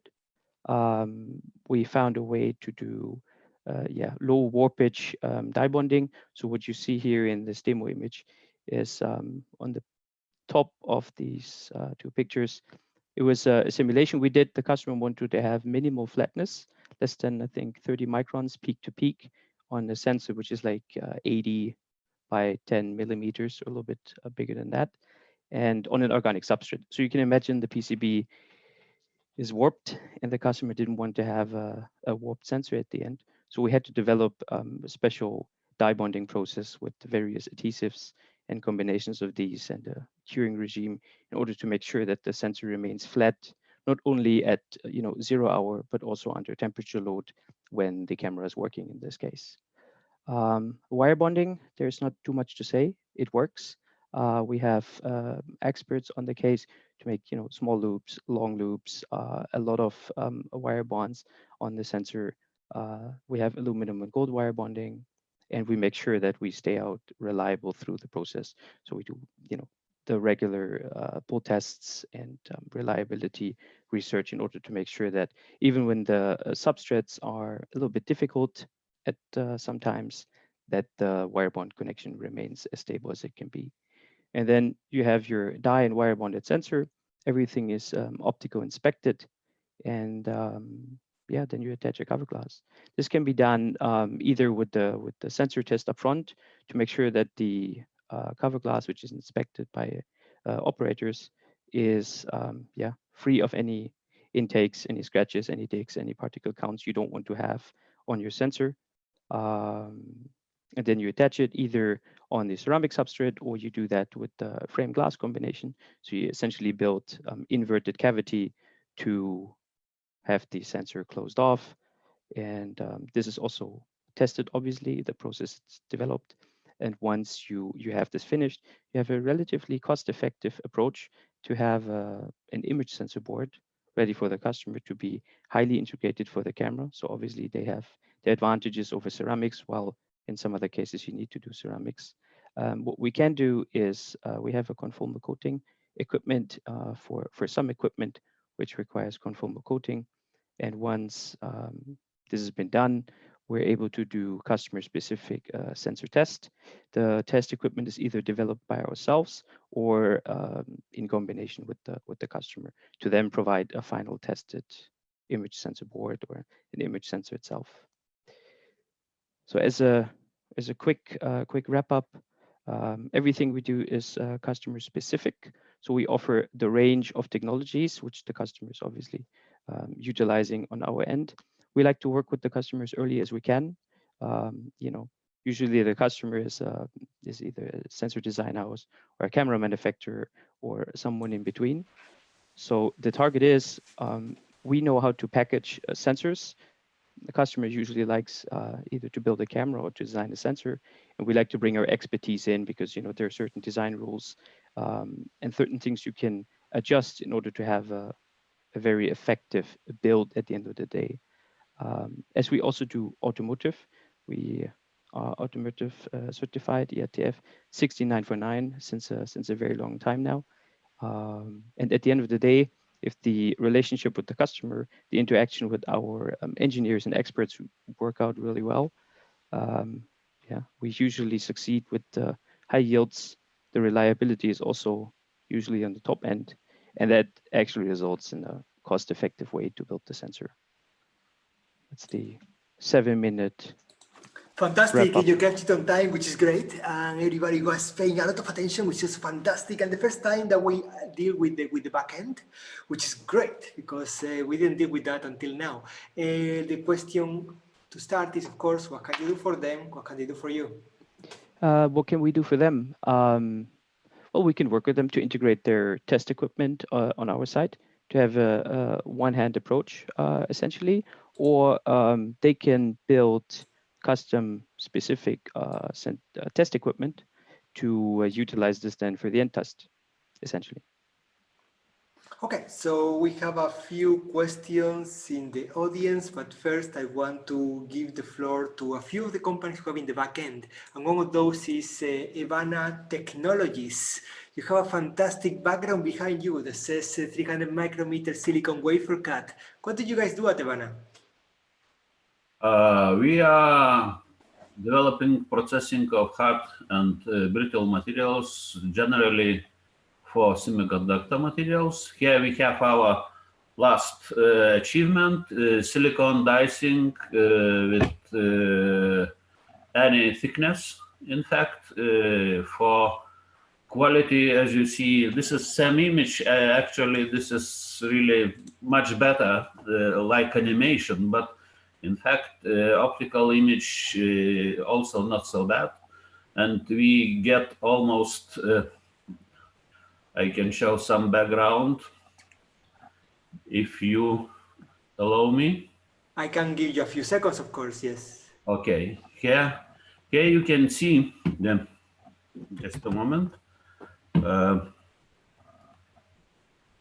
You can click the share button at the bottom of the screen. Yeah, there here you can see left side after dicing and right side after breaking.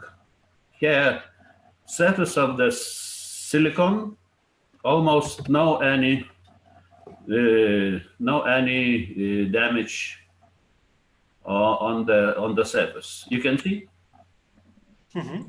Very clearly. Yeah, here is different thicknesses: 200 backside, 200 side view, 200 also here more big magnification. Also this some kind of up to 700 micrometers silicon dicing results, and we now are I have followed your company already for a few years. We actually had dinner together. You have actually been making fantastic, great work on the silicon scribing. Let's hear from one of your potential customers, partners, Aixemtec. Thank you very much for being with us this afternoon. You're one of the key partners in EPIC in the back-end process. What did you think of the meeting so far, and what kind of companies can you cooperate with? Thank you very much for the introduction. So my name is Andreas Freitag, and I just started to work with Aixemtec half year ago. So I'm pretty new to the business. I saw from the talks we have some suppliers in the group, we have some customers in the group, also some competitors. So it's a broad range of companies, very interesting talks, thank you very much. For me, my main intention, to be honest, was to get an overview about the processes which we partially integrate or which we partially work with. My background also is I was working before switching to Aixemtec. I was working for Limo in Dortmund in the field of micro-optics for diode lasers. So I'm also a little familiar with photonic applications. And I'm trying to get out a better idea where we can also find new customers, new applications for our technologies. Aixemtec is the key company you have in EPIC for the backend process. But at this moment, I really wanted to give the floor to the key company we have in EPIC on linking the semi and the photonics wall, and that's ASE. And for that, we have Brad Factor with us, my friend Brad. Thank you very much for being with us this afternoon and for having so many people waiting to tell us, what did you learn about the meeting so far, and a company like ASE, a giant like ASE, what kind of collaborations can you make with this community? Okay. First of all, can you hear me okay? Loud and clear. Jose? Okay. Thank you for allowing me to say a short word. First of all, I'm really happy that EPIC has made the turn to web-based seminars so quickly, and it's been very interesting and useful, although somewhat difficult to do at home when you have the kids at home and other distractions. So ASE actually finds itself at a juncture where we're seeing a lot of demand in the photonics area, especially for data center transceiver. There's some big players in the market. We're in contact with several of them. They're actually not in my area, but I follow the technology. And I would like to say that one of the big challenges for us is to get to the point where, can you hear me okay, Jose? Yes, yes. Okay, good. Or everybody else, can you hear okay? We can hear you really well. Yeah, get to the tipping point where if we're going to make large investments in automated equipment for wafer probing, so wafer level probing of optical devices, automated alignment, and this kind of thing, we really need to be sure that a multi-million-dollar investment is going to be robust in a high volume manufacturing environment. And today I can say that from a R&D perspective, yes, everyone is behind it. But from the perspective of an executive that has to sign a large check, they're thinking, am I sure that I'm going to get a return on investment? And so this is given the current environment with COVID and things like that, this is something that makes, I think, executives a little bit hesitant to release a lot of money in high volume manufacturing investment at this point. In this particular sector, in the sector of packaging of photonic devices, I have to say that pre-COVID-19, of course, I have to say that I have seen a lot of investment coming. I have seen a lot of success stories. I have seen a lot of big acquisitions by companies like Rosenberger that acquire Photonic. So I think we are in the right path. I don't think we We have to always be a bit concerned, but I think we are okay. I'm not criticizing anything that's happening. It's just I'm giving a point of view from a company that has the semiconductor background, but not necessarily the photonics background. The other thing that I found really exciting, and I'll leave my comments at that, is that other applications such as LiDAR, other sensing applications are going to be, let's say, an offshoot of silicon photonics that could lead to a lot of future devices and future business. So we're excited about that. I do expect that it's going to take another few years for the ecosystem to develop on that. But that's something that we're excited about, and we would see a bright future there as well. For the companies who are looking at the volume testing solutions, Brad is the key entry point for the semi market. So this is a key person that they want to introduce to many of you when they do the introductions offline. And why don't we give the floor to the success story of photonic integrated circuits outside telecom that I know of. Pim, thank you very much for being with us this afternoon. You look happy, you look a bit tan, you look healthy. I think the reclusion at home is treating you really well.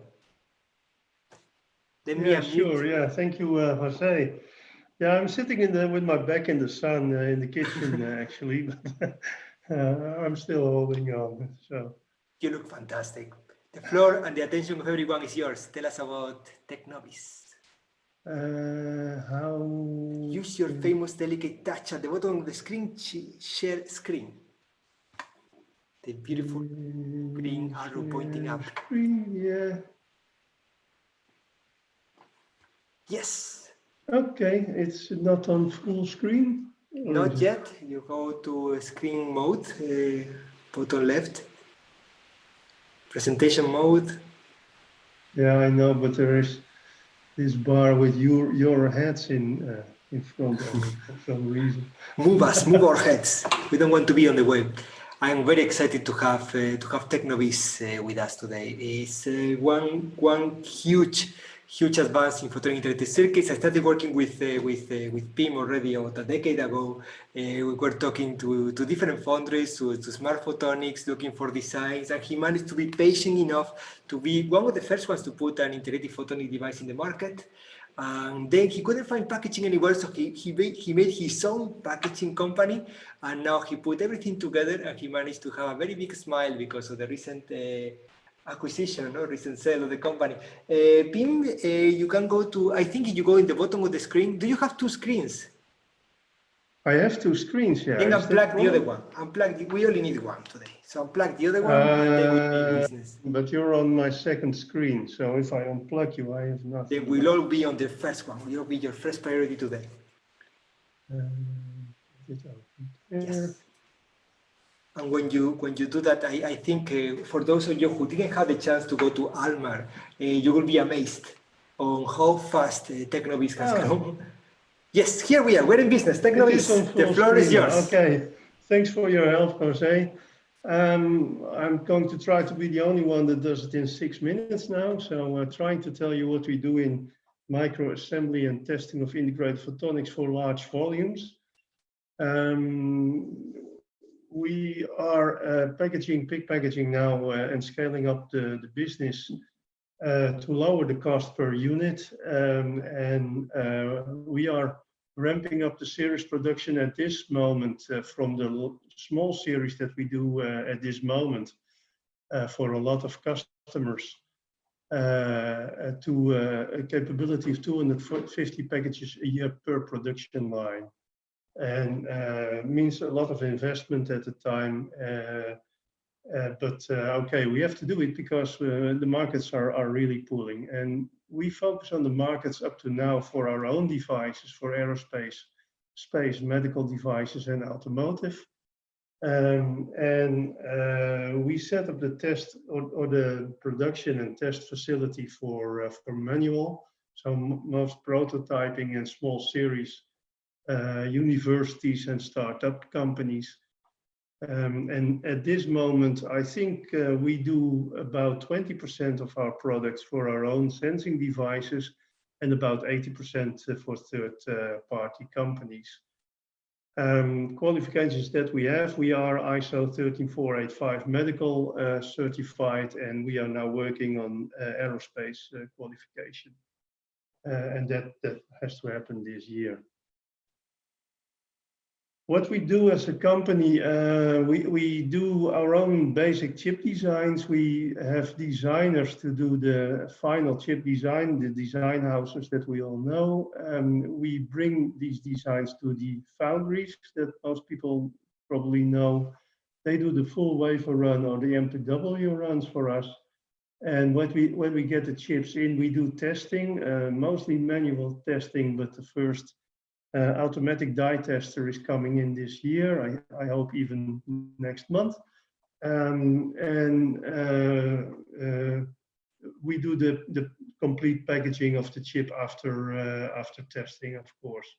So the equipment that we have is fiber alignment, fiber array alignment, lensed fibers, wire bonding, die bonding, oven curing, and thermal management. And you see, well, the green things is what we do ourselves. And for our own devices, fiber optic sensing, or basically it is integrated photonic sensing what we do. It's not only with fibers. It's about 20% of the volume that we do. But all the other systems like LiDAR, RF over fiber, telecom, datacom, that's the other 80% of what we do in packaging. There are some examples shown on this picture. One of the examples, well, the red box is our gator interrogator system. The gray one, the large one with the antenna on top, is a special device that we developed for Airbus helicopters, and it's now in flight tests. And what you see and the things that look like transceivers are not transceivers in our case, but are the smallest interrogators that you can think of, and they are packaged in the telecom packages that you can see here. You can see the nice example of a complete system in a package. It's a hermetically sealed package. The PIXAP demonstrator system, having a lot of functionality, optical integrated photonic functionality inside, but also the complete electronics. So front-end analog electronics and back-end FPGA-like functions in the package itself. And the package that you can see, the bluish small thing next to that, is a package that we developed for Airbus. It's a dual interrogator system in a very small package.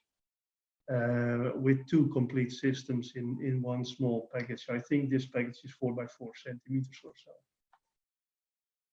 So this is what we do. You can see on top the line that we have for prototyping and small series production. And we are now filling up the series of volume production, the first line that we have. And you can see that there is a parallel path somewhere. We need automatic fiber align, welded fiber align attachment. We do it with fiber bonding, and we also are investing now in a fiber array aligner. And then it all comes back to a couple of machines to do the functional testing of the complete module and mostly reliability testing. And I know that you will come up with the question, what can people do for us in the end? But I can already say it. Those steps all have their own time. So sometimes you only need a couple of seconds to do it, like automatic wire bonding. But fiber alignment takes a very long time. And fiber array alignment is something taking minutes. So getting this on the same sequence, on the same timelines, instead of making a lot of parallel machines, would help us tremendously. So it means that some of the machines have to be much, much faster than what they are doing now. Yeah, well, this is basically what we do. So you can see some examples of test results, probing, testing, fiber aligning. You can see the lensed fiber, but also the next machines that we are investing in now, automatic die bonder, wire bonder, and fiber array aligners. The range that we have, well, some examples, you can see the gold box on top. That's a very standard package that almost everybody is using. There are two examples here of what we call the generic test package.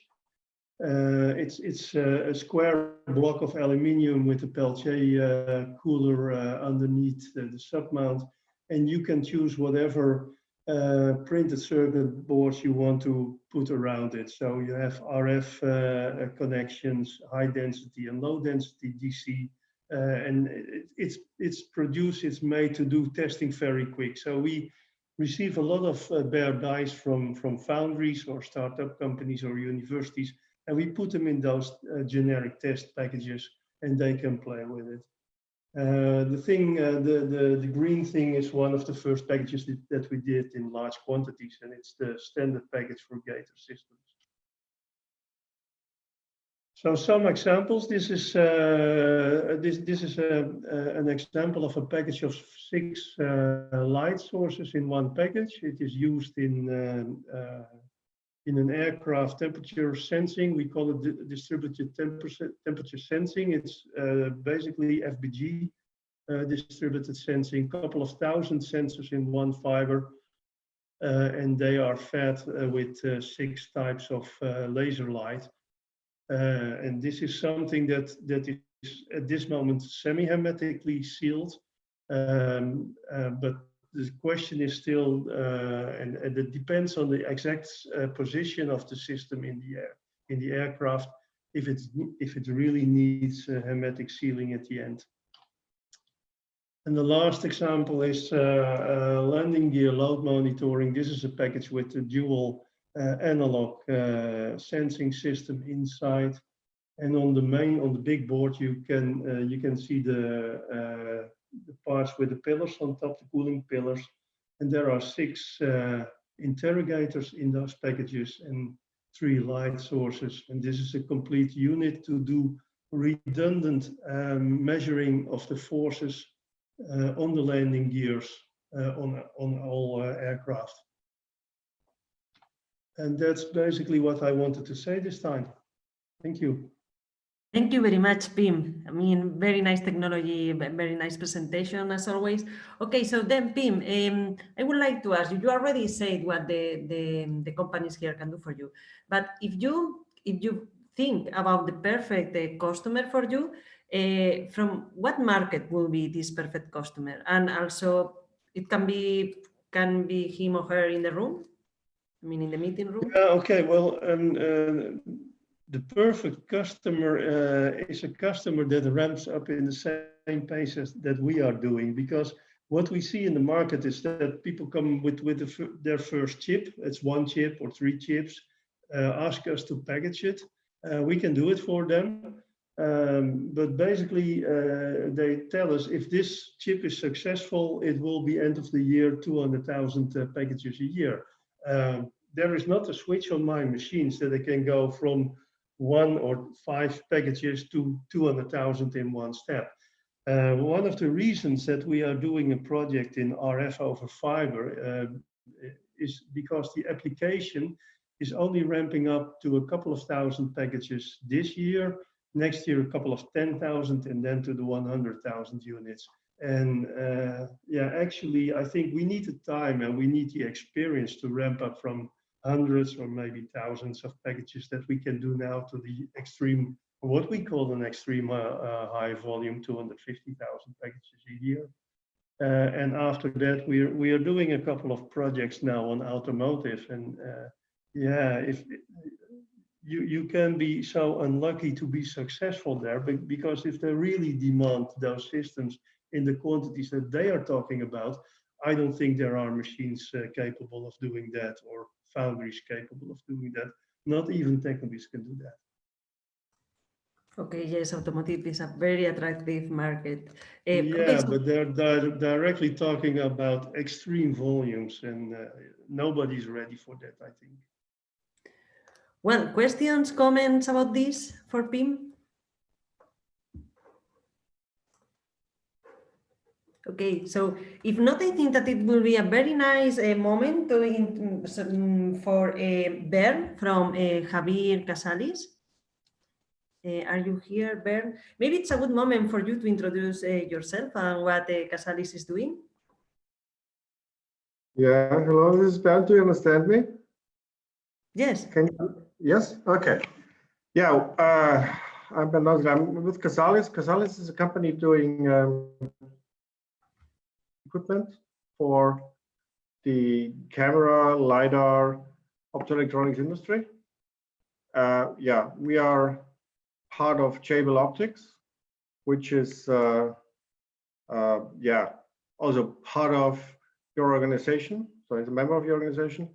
And so what we are offering, we're offering not only systems for manufacturing, but also service like engineering service and manufacturing service for the industry. So we offer a full scale from real, like if you want to have a system installed in your place, you do your own manufacturing, or you want to have us to help you with the engineering, or at the end to actually that we manufacture your part in high volume. Okay, do you have any challenge or any unmet need for the companies here in the meeting? Yeah, we do have. So we are also looking into photonics equipment, photonics assembly. So that's also the second step of our second part of our company. And we are, yeah, we are happy to talk to anybody who is who needs active alignment. Well, because we're really facing an active alignment. This is our, well, our pitch. So whenever you guys need to have some active alignment equipment or process you need to help on, then just let us know.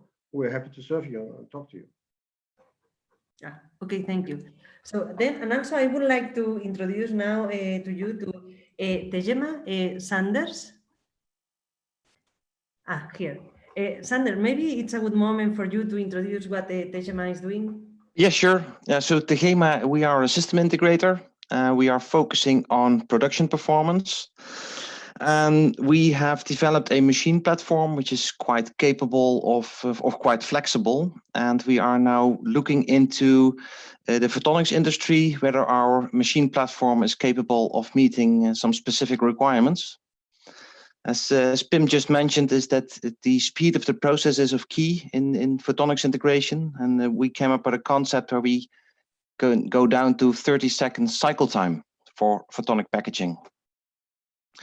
So what we are looking for is for partners who are interested in that cycle time issue, and then we are looking into feedback on our machine concept. Okay, perfect. Thank you very much, Sander. So there is any more comment? So if not, I will give the floor to Jose. Yes, because there is so much going on here in YouTube. We are having such a fun side debate about the most disgusting material in the history of packaging, which is epoxy. And I would like to ask the equipment manufacturers, Techema, Finetech, ficonTEC, and Aixemtec, what we are discussing, Sander Hillen from MTS and myself, which is to what extent is the time for UV curing epoxy a limiting factor in the overall production, both in the active or in the passive alignment? Sander, you just talk about 30 seconds, which is really, really cool. To what extent is the UV curing time of epoxy a limiting factor? It's about half of the cycle time, so that's the limiting factor. So we have a cycle time. Yeah. So of course, it depends strongly on what type of epoxy you're using, but typically the faster you cure, the more shrinkage you have. So you have to balance the cure time to the accuracies you would need. But there are some very good epoxies in the market which show very low shrinkage and short curing time. So there's nothing good as good epoxy doesn't go together, at least for me. Hermann, what do you think about the curing time of epoxy? Is that a limiting factor? Yeah, well, as you could see in the video, actually, it took most of the time to snap cure the epoxy. So it's basically up to the customer to choose the best epoxies they can find. We have some experience, we probably can give some recommendations. But in the very end, actually, as just mentioned, it takes most of the time for the whole alignment process. So that's a matter of fact, and I don't see any other good solutions that would be able to replace it in this particular moment. Torsten, we have been discussing this topic also offline in many exhibitions. You have been looking at different ways of very, very carefully depositing the epoxy. Is there anything that we can do to reduce this curing time? This is like we're working together with some of the major epoxy manufacturers to exactly tackle this problem. But it's always it's not only the cure time, and it's also the other parameters like TG, and there's so many other parameters which we need to take into consideration. There's assemblies where we have like 5-6 different epoxies in one assembly, so it's a quite complex topic, and it's definitely one of the major contributors to cycle time. Tobias, you have been so worried about the epoxy that you even actually put cameras to monitor how the droplet changes. Is there anything we can do? Yeah, well, actually, maybe sometimes when I will not be so busy, I finish my PhD on this. But we did a lot of work on the shrinkage behavior characterization of the adhesives. And well, one answer we can give basically to reduce cycle time is basically to use sub-assemblies. So to characterize optics individually, see what's their working distance, put them into a package with a certain recess, and thus minimize the glue gap width. And then you end up with a smaller geometric size of the glue gap, which cures faster actually. And also what we do is we integrate our curing equipment locally into the micromanipulator, so to keep it local at a time. And also thus during the transportation time, we can cure while we are holding the optics in the place. And also one last thing maybe, what we also do is visualize shrinkage over time. So we can really characterize the shrinkage behavior and tailor cycle time to a minimum. And so we sometimes end up below 2 seconds if, well, everything comes together. This is the biggest challenge that we have at least in my opinion, in reducing the processing time of this package. So if anybody in YouTube has solutions for this challenge, these people are really welcoming collaborations on this field. Thank you very much all of you for this quick debate. Mikko, all the way from beautiful Finland, VTT. How are you doing today? I'm very good. You're our last but one speaker. The floor is yours. Okay.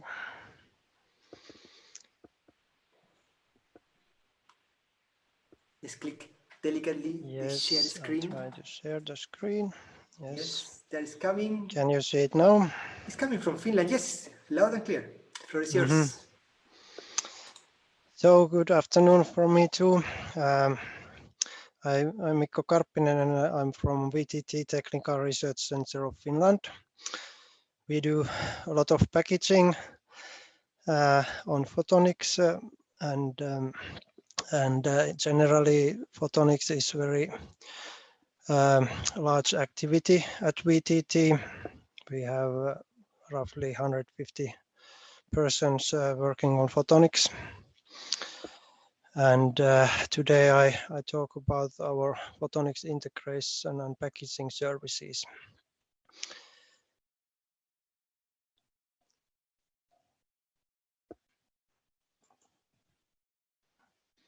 It's not moving. I have to switch. Okay. So first about the generally an overview of our photonics integration technologies. At VTT, we do variety of photonics integration and packaging technologies, from module packaging with fiber pigtailed modules, which include high precision photonics assembly. Then we have in-house processes for ceramic packaging, substrates and interposers. We do have silicon photonics technology, polymer photonics, and printed electronics with hybrid overmolding. And this means that we have experience on a wide variety of applications, from consumer devices to harsh environments in photonics integration.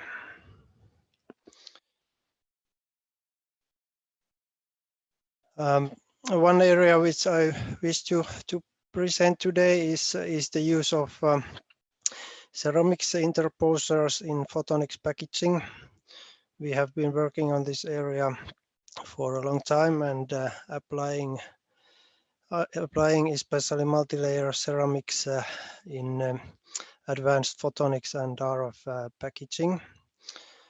The advantages include applicability to very high frequencies, up to millimeter waves, 100 gigahertz and beyond even. And in photonics, it enables miniaturized packaging of, for instance, fiber optic transceivers, sensors, and generally speaking, system on package approach. Here on the right side, you see this. Do you see my pointer? Probably not. On the right side, you see these ceramics carriers that we fabricate in-house process.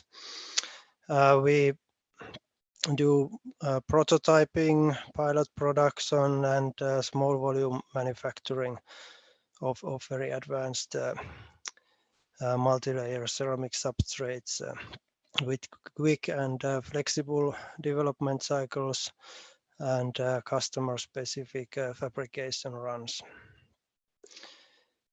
Here you see these some examples of 3D structures that you can make within the LTCC multi-layer process. And here you see on the left, you see some examples of assembled modules, photonic modules, fiber pigtailed, hermetically sealed window, and for instance, PGA assembly on the board. A couple of more detailed examples of how LTCC multi-layer ceramics is applied in photonics packaging at VTT. The first one here is miniaturized atomic clock packaging of it with a flat form factor and for ultra low power application. So this is really an system on package approach with very advanced thermal management with several electronic and photonic and MEMS devices, which are very sensitive to the temperature. And this also includes vacuum sealed LTCC ceramics cavity, and it's hermetic and mechanically stable. Another area as an example where we have applied photonics packaging is optical transceiver development for very harsh environments, especially for intra-satellite applications. We have developed high bitrate fiber optic transceivers with hermetic feed-throughs suitable for wide temperature range and other harsh environment requirements, including radiation.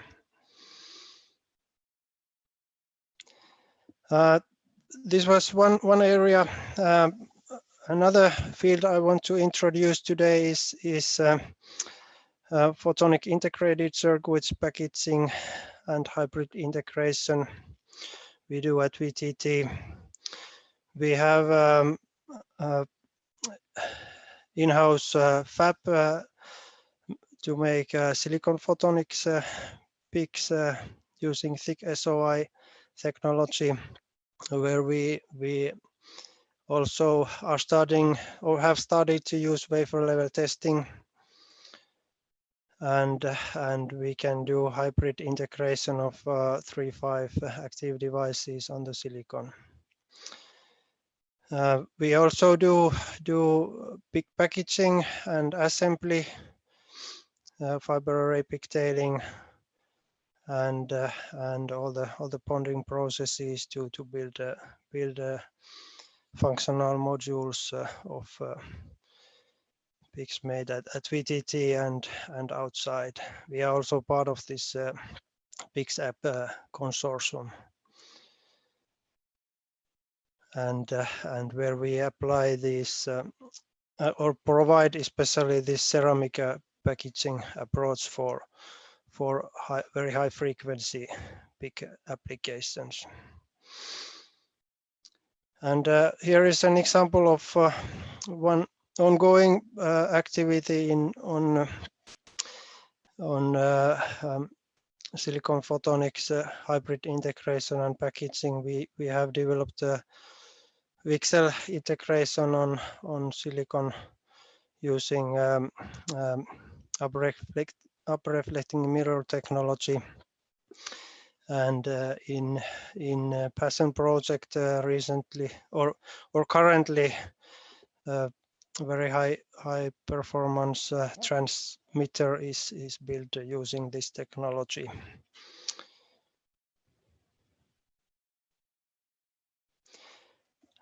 So VTT offers expert services from design and prototyping to manufacturing. We have unique and tailored research and innovation services with wide technology and IPR portfolio, and extensive research facilities in-house and together with partners. We are operating in technical readiness level typically between the research and producing companies developing products with certified management systems. And VTT is very active player also in many national and especially European level research programs. Here are some examples of our microtechnologies presented. So I can say that what we are looking for is advanced packaging, photonics packaging needs. So customers who have a challenging requirement for our integration and assembly and packaging capabilities. Thank you. Okay, Mirko, thank you very much for this talk. And well, thank you very much for commenting about the passion. For me, it's very interesting how this project, this initiative, has managed to make this packaging with the pixel integrated with the silicon photonics. Maybe can you comment about the challenges in this package, well, or about other challenges that you have when packaging your devices? You mean this passion case, the 2 terabit transmitter? Yes, in that one, of course, it's a very large peak what is built, and there are a lot of electrical IOs in addition to optical components. So from the assembly point of view, it is certainly it needs pushing the limits of the flip chip accuracy and also the density of the high speed IO. Sure. Mm-hmm. Okay. Any question? Any comment for Mikko from the audience?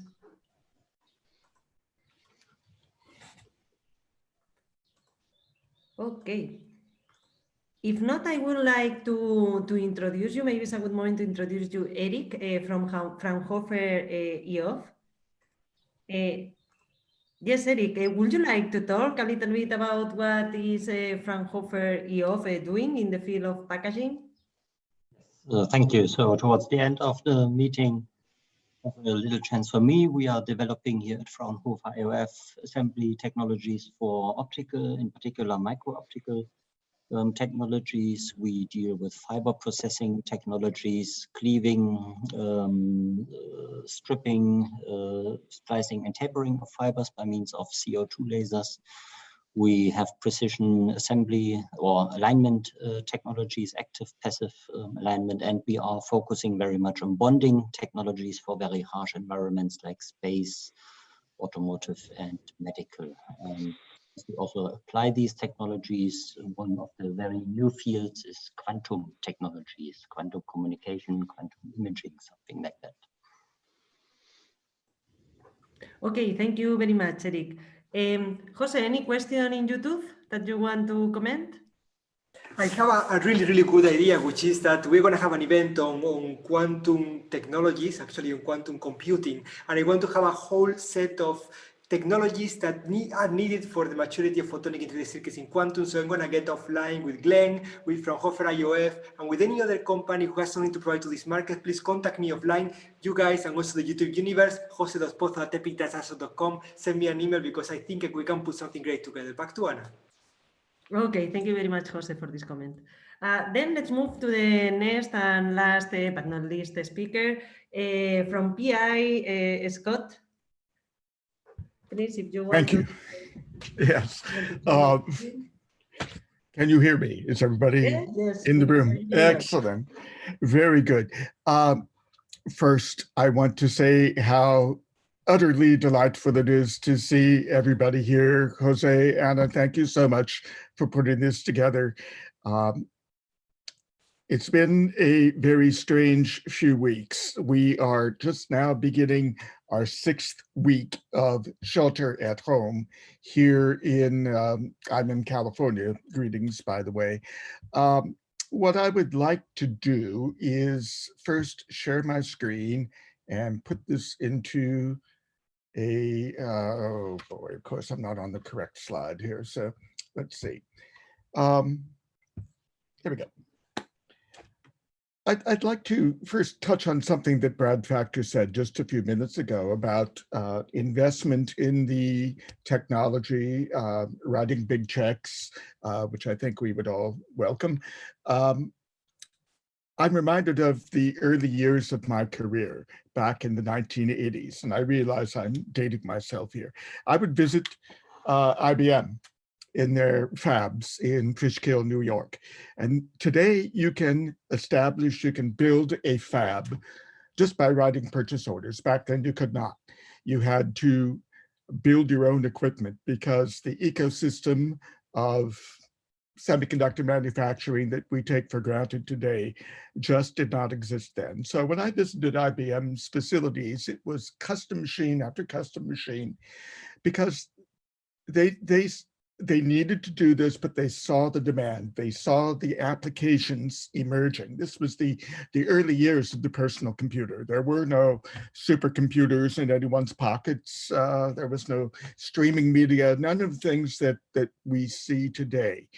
And so I see parallels in the photonics industry in that we are just getting started and we have to be mindful of the applications. The fact that what we are doing here is very important work. We are keeping the world connected. We are keeping the world entertained. We are trading information.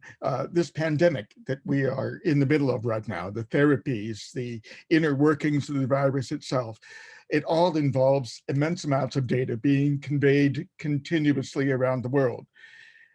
And so what we're doing is quite important for the recovery of the world as we reboot in the coming weeks. Photonics is going to be more important than ever. So Let me just dig right in. We only have 6 minutes for this, and I would like to get through as quickly as possible. It's wonderful to say that photonics is going to play a dominant role in the post-recovery period. But the blunt fact of the matter is, as we all know, it is costly, especially the alignment portion of building and testing photonic devices and other electro-optic assemblies, such as lasers, cameras, things like that. There are precise alignments that need to be performed. And the technologies that I've worked with, for example, the first digital gradient search technology that I developed back in the late 1980s is too slow. It's just today's devices have multiple channels, multiple elements, multiple inputs and outputs that all need to be aligned in multiple degrees of freedom. And this is an expensive process. And it's not just me saying so. As you look at this slide right here, you see studies performed by IBM that show such an immense cost that packaging, which involves multiple alignment steps, requires. And then if you look at the older paper from 2006, published in Lightweight Technologies in the lower right-hand corner of my slide here, you'll see that alignment is something that is actually embedded and repeated in multiple process and test steps. So the fact is alignment itself is painful, but then it is repeated so many times in the process of testing and manufacturing devices from the wafer level on up to the final package. It's expensive. So what we've done, our contribution to the field has been to address this issue of high production costs and high test costs because of alignment. We're trying to reduce the pain of alignment, and we have done so. Our signature technology that has worked very, very well for our customers is a parallel alignment technology that allows all of those multiple alignments that I described across inputs and outputs and elements and channels and degrees of freedom to all be done in as few as one step. So that instead of these time-consuming, repetitive alignments where everything depends on everything else, we have addressed the mathematical underpinnings of that to allow them to all proceed in parallel and allow the alignment to occur instead of in minutes, in typically less than a second, maybe 2 seconds. It depends on the device. It depends on how complex the alignments are.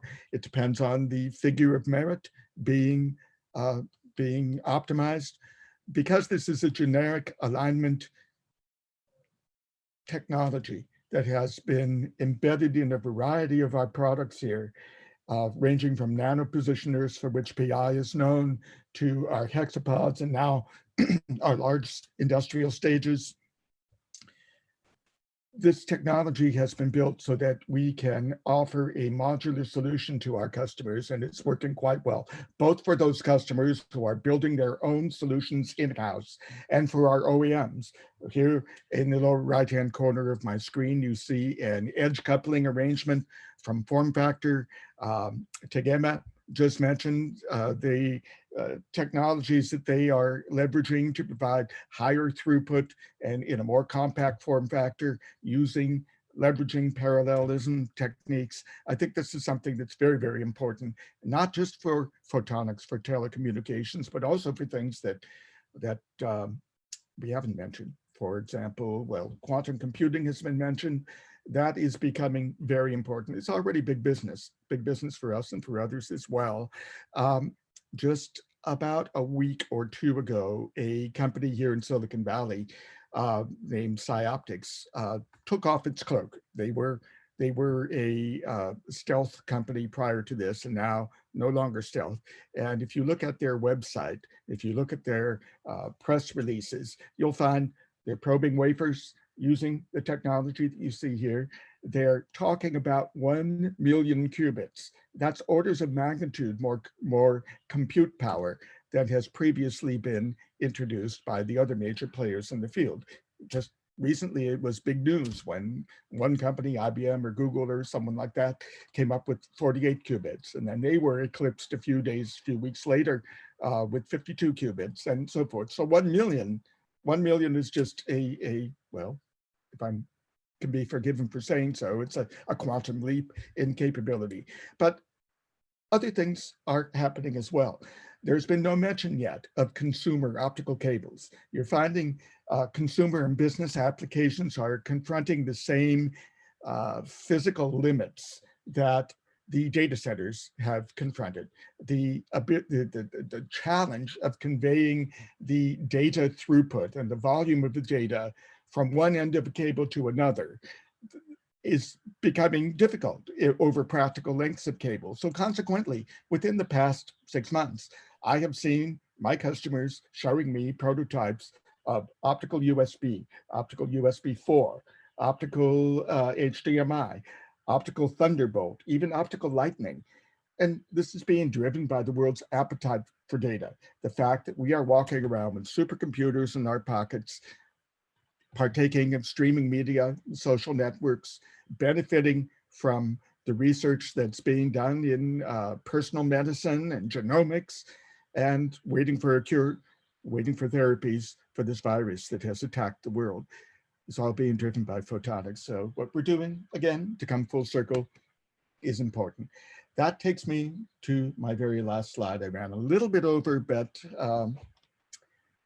I hope that we can now move to a period where we all work together to build these applications and to make the world a better place going forward as we reboot and reconstruct. Again, great to see you folks. Please, let's stay in touch and let's work together. And we will be in touch because in November, we all go to Karlsruhe to the EPIC meeting on packaging and testing automation for manufacturing, hosted by PI in the beautiful, beautiful building. We have had so many discussions, and I really want to hear from not a packaging company, I want to hear from a LiDAR company, LuxC, Mirvais Yousefi. You have heard so many things today, so much information in your head. What did you get out of this? Is the supply chain ready for a company like LuxC going into production? Thanks, by the way. Thanks, Jose. So yeah, I'm Mirvais Yousefi from LuxC in Denmark. Now, first of all, it's been very interesting talks all the way from equipment to individual modules like PIs right now, and the whole supply chain all the way from, let's say, VTT, for example, showing you all what's the latest. We work very close to the market. So our drivers are very simple: cost, size, and power. Yeah. And on top of this, also the volume, the amount of numbers, because we're trying to go for the larger markets. My demands, I asked somebody for a wish list. Let me do a wish list, very simple. And my wish list is on lasers, optics, and optoelectronic integration. It's again back to the same scenario. It's the fast, quick alignment. But what I have heard today, all the building blocks are there. But what we need now is to start building these building blocks into, I think Aixemtec said it nicely, into modules, assemble these modules, collect these modules, and build bigger systems based on this, and go. And this is how all systems are built. If you look inside your mobile phone, it consists of different modules, and each module is individually perfectionated. So recycling of modules, recycling of products, recycling of equipment, recycling of process, that's the only way to reach the market. So that's the only way to answer you. What have I seen? I have seen all the seeds, but I'm still missing the plants. So hopefully I will start building some of those plants. Yeah. Thank you. Thank you very much. And I'm amazed. I'm amazed by what you are doing lately, what you managed to create this company. The company is such a successful story in Europe. We are so happy to have you in EPIC, and many other companies here are really happy because you are setting up a supply chain with EPIC members only, and that's amazing. I'm so happy that you're one of us. And actually, just to advertise all my friends in the public, you have to do a shout out also. Most of my suppliers are here in this group, so thank you. Felix, Optics, you are the company who has been leading the co-integration of electronics and photonics on PCB for different niche markets in Europe. What did you learn from this meeting, and what kind of connections you think we need to start making for making the supply chain even stronger? As first of all, thank you for this excellent conference. It helps us to come over this critical phase here with this Corona crisis. No, it was a very interesting conference for me. We are supplying electro-optical circuit boards, which can be used for a substrate for photonic packages. And it was not new to me, but I think the whole assembly process and all the equipment influences also our technology development. And I think towards our end customer, which some of them are here in the meeting, the whole ecosystem has to exist. And for me, it was good to see all these different approaches, for example, from the different assembly machine providers, these active alignment processes which have been shown that clearly influence also the solutions which can base on our technology. And I think it gave me a very good outlook into our neighbor technologies, into the ecosystem around us and towards the customers. I also learned a lot today, and I was, while doing the YouTube chat and chatting with you on WhatsApp and in the back chat, at the same time was taking notes. So that's how many things I can do at the same time. Sorry, because a couple of times you could hear me typing. Yeah, nobody's perfect here. But what I can tell you is that I learned quite a few things, and I put this slide together on the kind of challenges that I think we need to communicate to the different people outside this working room. On one hand, it was clearly stated in the beginning that we need to have a more link connection with the people who are driving the OSFP and QSFP-DD form factors, pluggable transceivers. We are working on that, but we need to have different entities crafting these design rules, translating the form factor into design rules for the future companies like Sequoia or Effect Photonics, who are making a big difference in this aspect. The biggest thing I had heard today for me was the maturity of the standard testing boards. The presentation from Jenoptik, the work of Rode Microtech. I think that's something that is a new step in the maturity of the supply chain. Now we can do this volume testing, and on that I think Yellow has something unique to offer. We need to put these companies together. That's something really, really big, strongly big, because we really have been not looking at testing in the way that we should have, especially at die level. Another one, which for me was also great, was the ramp up to production. We have finally OSATs in Europe. ficonTEC, Torsten Vahrenkamp was saying, one more machines in Europe. We need to make these OSATs grow, and we need to have more. We have now success stories from FIX, from Technobis, IPPS. I think we need more of those in Europe, but it's great that we already have production to high extent, to high volume in Europe. And that's for me something that we need to keep pushing. The biggest challenge today was the processing time. So basically, we really still talk about the disgusting epoxy thing, which I hate and I will never stop hating, but we need to find a way of reducing this effect in the curing time. And I think this is a big challenge for the community outside, and the companies in the automation here are looking for this kind of collaborations. We talk a bit about hermetic packaging, and it was for me something quite eye-opening when the European Space Agency said, we don't want it.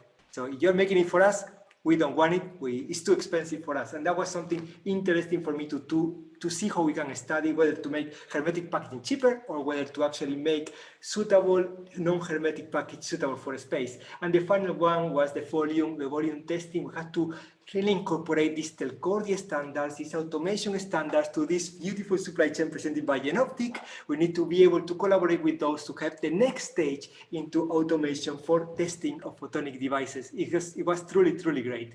I really enjoyed it myself. I hope you also had a nice, enjoyable afternoon. It is Friday. It is after 5:30, so we also go to have a drink with our families inside the house. So I would like to ask you three things. The first one, stay home. Very important. Stay home. The second one, stay healthy and look as healthy as Torsten. He looks so healthy today.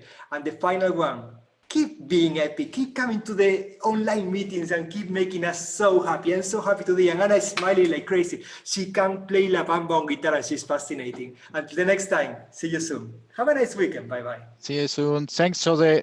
Thank you very much, Jose, for hosting. Thank you. See you soon, everybody. Bye-bye. Bye. Soon. Bye. Thank you, everybody. Nice sunshine you have there. Thank you. Bye-bye. Bye, everybody.